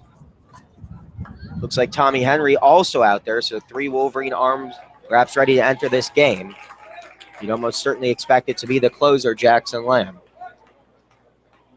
with 2 outs in the inning. Bucher responds nicely, though, after the conference on the mound with a first pitch strike to Walker. Runners at first and second, Oklahoma trailing Michigan 6-2 here in the top of the 8th. The 0-1 pitch from Bucher to Walker. Swung on and fouled into the netting. Walker now down to his last strike, likely of the afternoon, with the 9th inning upcoming for the Sooners. 4 outs left to work with for the Crimson and Cream. That'll be obviously imperative here for Walker to keep this inning alive. As long as Oklahoma can keep this going, the better. Don't want to have to face Jackson Lamb needing 4 in the 9th. They need 4 right now with runners at first and second, a chance to crack into that lead. The 0-2 pitch swung on and missed. Strike 3.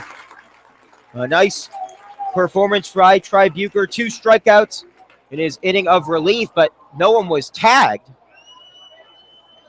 I'm not sure exactly what happened, but the inning is now officially over. Some runner went out of the base path. Do you want to explain what just happened there, Austin? So it was a drop third strike at home plate, but the batter Walker conceded his attempt to go to first base by walking back about halfway to the dugout. The umpire signaled for the out. As soon as he makes that call, it's final. A mental lapse, though, by Wenson, who never applied the tag. But as you said, Walker conceding his opportunity to run to first, so the called third strike will stand. And after a little bit of drama and some confusion, Tribuker gets his second strikeout. We head to the bottom of the eighth. Michigan still on top 6-2 on the Michigan Baseball Student Radio Network, WCBN FM. And our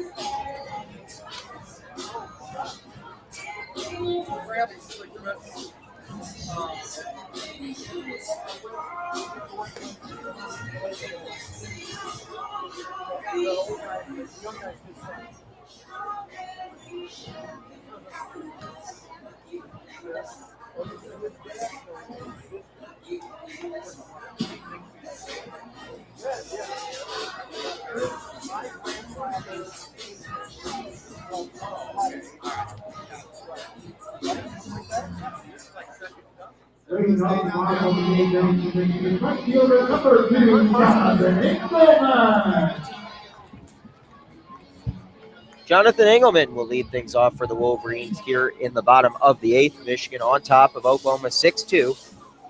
Looking to complete their sweep of the Sooners from the Big 12. It would be a big win not only for the Maize and Blue, but the Big Ten Conference as a whole. As the Wolverines take a rare three-game series against a non-conference opponent in the heart of conference play. New pitcher out there for the Sooners, Austin Kearns, whose first pitch is spiked off the home plate and into the Oklahoma dugout. Not to be confused with former Major League outfielder Austin Kearns. Spelled slightly differently. Kearns for Oklahoma drops the A. Kerns. Kearns, lefty with a 2.95 ERA, a 2-2 record, and 21.1 innings pitched coming into this one.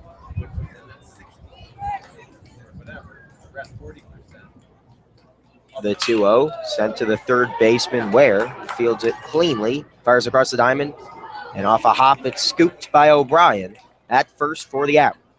One away here in the bottom of the eighth. Couple of nice picks there. Riley Ware on the third base side of that one. Made a play off the short hop. Almost look what I got. Put the glove down and almost Olayed it. Came up with the ball and a nice pick on the other end by Austin O'Brien, the big senior first baseman. Big E blasting through the speakers, and the shift to left can only mean that Harrison Lenson's up at the plate. He's 0 for 1, but had a sacrifice RBI in the sixth on a ball he blasted into left center that the wind kept in the yard at the warning track in the power alley. He shows bunt here with the shift on. Unable to lay it down. Still attempted at it, though, so he's behind 0-1.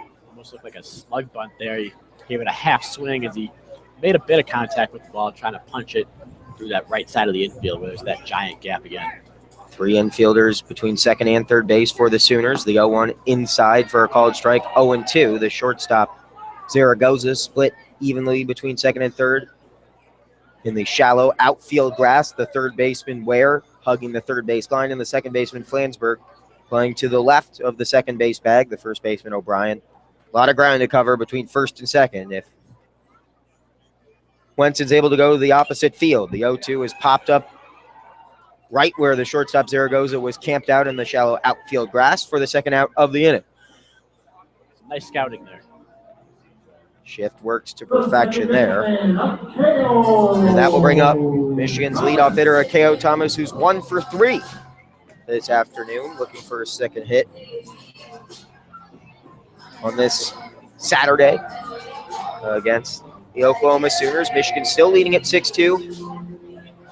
The Sooners with 3 outs left to work with. The Wolverines hoping to extend their at-bats against the Crimson and Cream in what might be the last time any Michigan batter faces an Oklahoma pitcher this year. Thomas takes the first pitch out of the hand of Austin Kearns for a strike.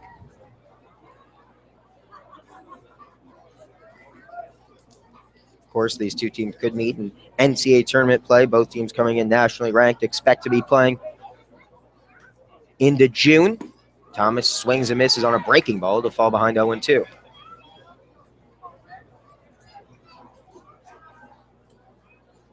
Kearns listed only at 6'2". The way he delivers the ball makes him look even taller and lankier up there. Very similar to what we see out of a Wolverine lefty up over there. It's the 0-2 off the bat of Thomas, pops it up into center. Hollis giving chase and makes the catch in center field to send us to the 9th. And it looks like it's going to be Jackson Lamb coming in to finish this one. His Wolverines lead at 6-2. As the Michigan closer trots out to the bump to try to seal the sweep for the Wolverines over the Sooners. We'll be back. You're listening to WCBN FM's coverage of Michigan baseball.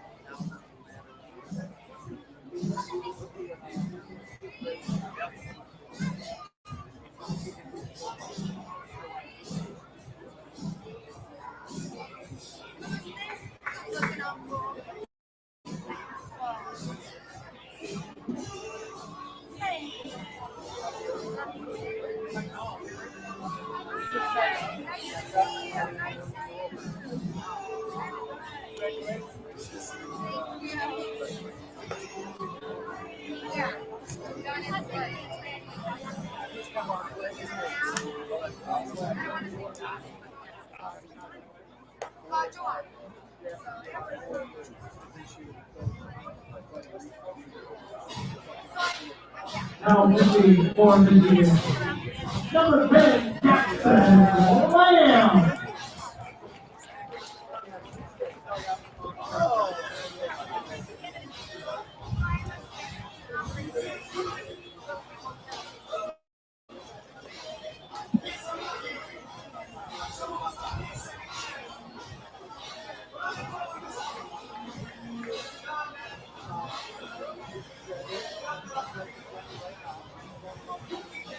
To say Jackson Lamb has been perfect this year would not be an overstatement.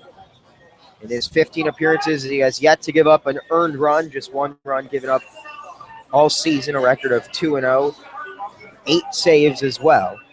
Currently not a save situation for Lamb, but he's brought in to shut this one down nonetheless. Zeros across the board in terms of ERA. He's allowed just 10 hits, 5 walks, 14 strikeouts for the senior from Temperance, Michigan. The 6'6", 205-pound right-hander gets to face Oklahoma only once this weekend. He's got a 6-2 lead as we 3 outs left to work with for the Oklahoma Sooners on getaway day here at Ann Arbor's Ray Fisher Stadium. Michigan 3 outs away from completing the sweep. Yeah, 3 outs away from completing a sweep and moving up in those national rankings. Something Michigan has lacked has been that national attention so far. They're ranked in the polls now, but have, for a lack of possibly been a little disrespected so far. Not quite as high as I'm sure they feel they should be ranked. The sweep of Oklahoma will go a long way towards gaining that. O'Brien pops one into right field. 2 outs left to work with as Engelman tracked it down. This game will certainly get some people's attention this weekend. The Wolverines hammering Oklahoma in 3 straight games. 2 outs left for the Sooners. A statement victory for a Big Ten team against one of the Big 12's best, as the Easter Bunny pops out for the Easter egg hunt that will take place on this artificial turf at the conclusion of this game. Oklahoma hoping to extend the third and final game of this series a little longer. Lindsay sends one right back up off the leg of Lamb, barehanded and fired across the diamond by the third baseman Lugbauer for out number 2. Jackson Lamb appears all right, flicks off the hair from the front of his face to the back and regathers himself, picking up the cap off the turf. That one was a screamer back up the middle off the bat of Lindsley. 3 pitches, 2 out for the reliever Lamb. A nice play by Lugbauer to field that one off the ricochet from his closing pitcher. That ball was hit any softer. I don't think Lugbauer is able to make that play. It's like bounce far enough for him, hard enough for him to be able to get there in time. So nice job by him to react quick enough to make that play. 1 out left for the Sooners. Riley Ware,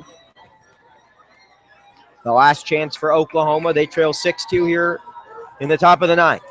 The Wolverines 1 out away from the sweep. The 1-0 from Lamb to Ware in at the hands and fouled up and out of play.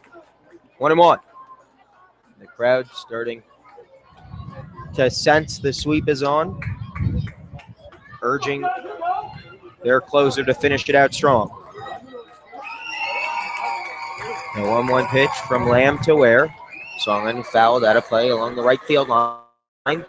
1 strike left for the Sooners this weekend here in Ann Arbor. The crowd on their feet, urging on the Wolverines to their series sweep. Michigan on top, 6-2. The final pitch potentially from Lamb is fouled up and out of play. We'll do it again at 1-2. Crowd really coming alive here at the end of this ball game. Like you mentioned, someone trickled out here, feeling this lead is safe. But Jackson Lamb most likely is. Last strike of the game available for the Sooners. The 1-2 check swing. He went strike 3. Jackson Lamb shuts it down. The Wolverines shut down the Sooners all weekend. They win all 3 between the Mesa Blue and the Crimson and Cream. A huge sweep for the Big Ten's hottest team. Michigan improves to 16-2 at home, 29-7 overall, and make their national statement against one of the Big 12's finest programs. One of the Big 12's finest players, one of the Big 12's best offenses this year. Held to just 8 runs in 3 games. No doubt an extremely encouraging sign for the Michigan pitching staff.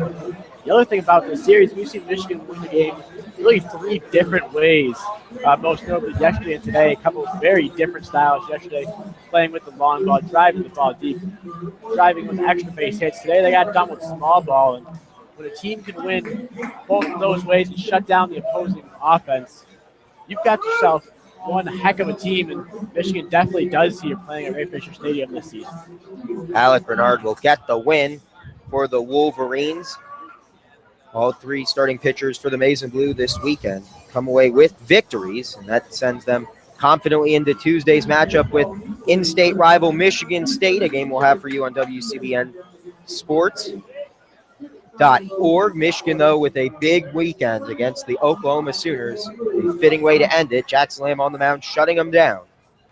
And Bernard improves to 5-1. The Sooners, as a team, fall to 27-12. And they're now 7-9 on the road. The crowd in attendance, the largest we've seen so far this year. Expect them to pack this place on Tuesday as the Wolverines remain red hot. Thanks for listening to WCBN Sports coverage of Michigan baseball. On behalf of Austin Falco and the entire WCBN Sports crew, I'm Leo Blavin, wishing you a good night and go blue from Ann Arbor.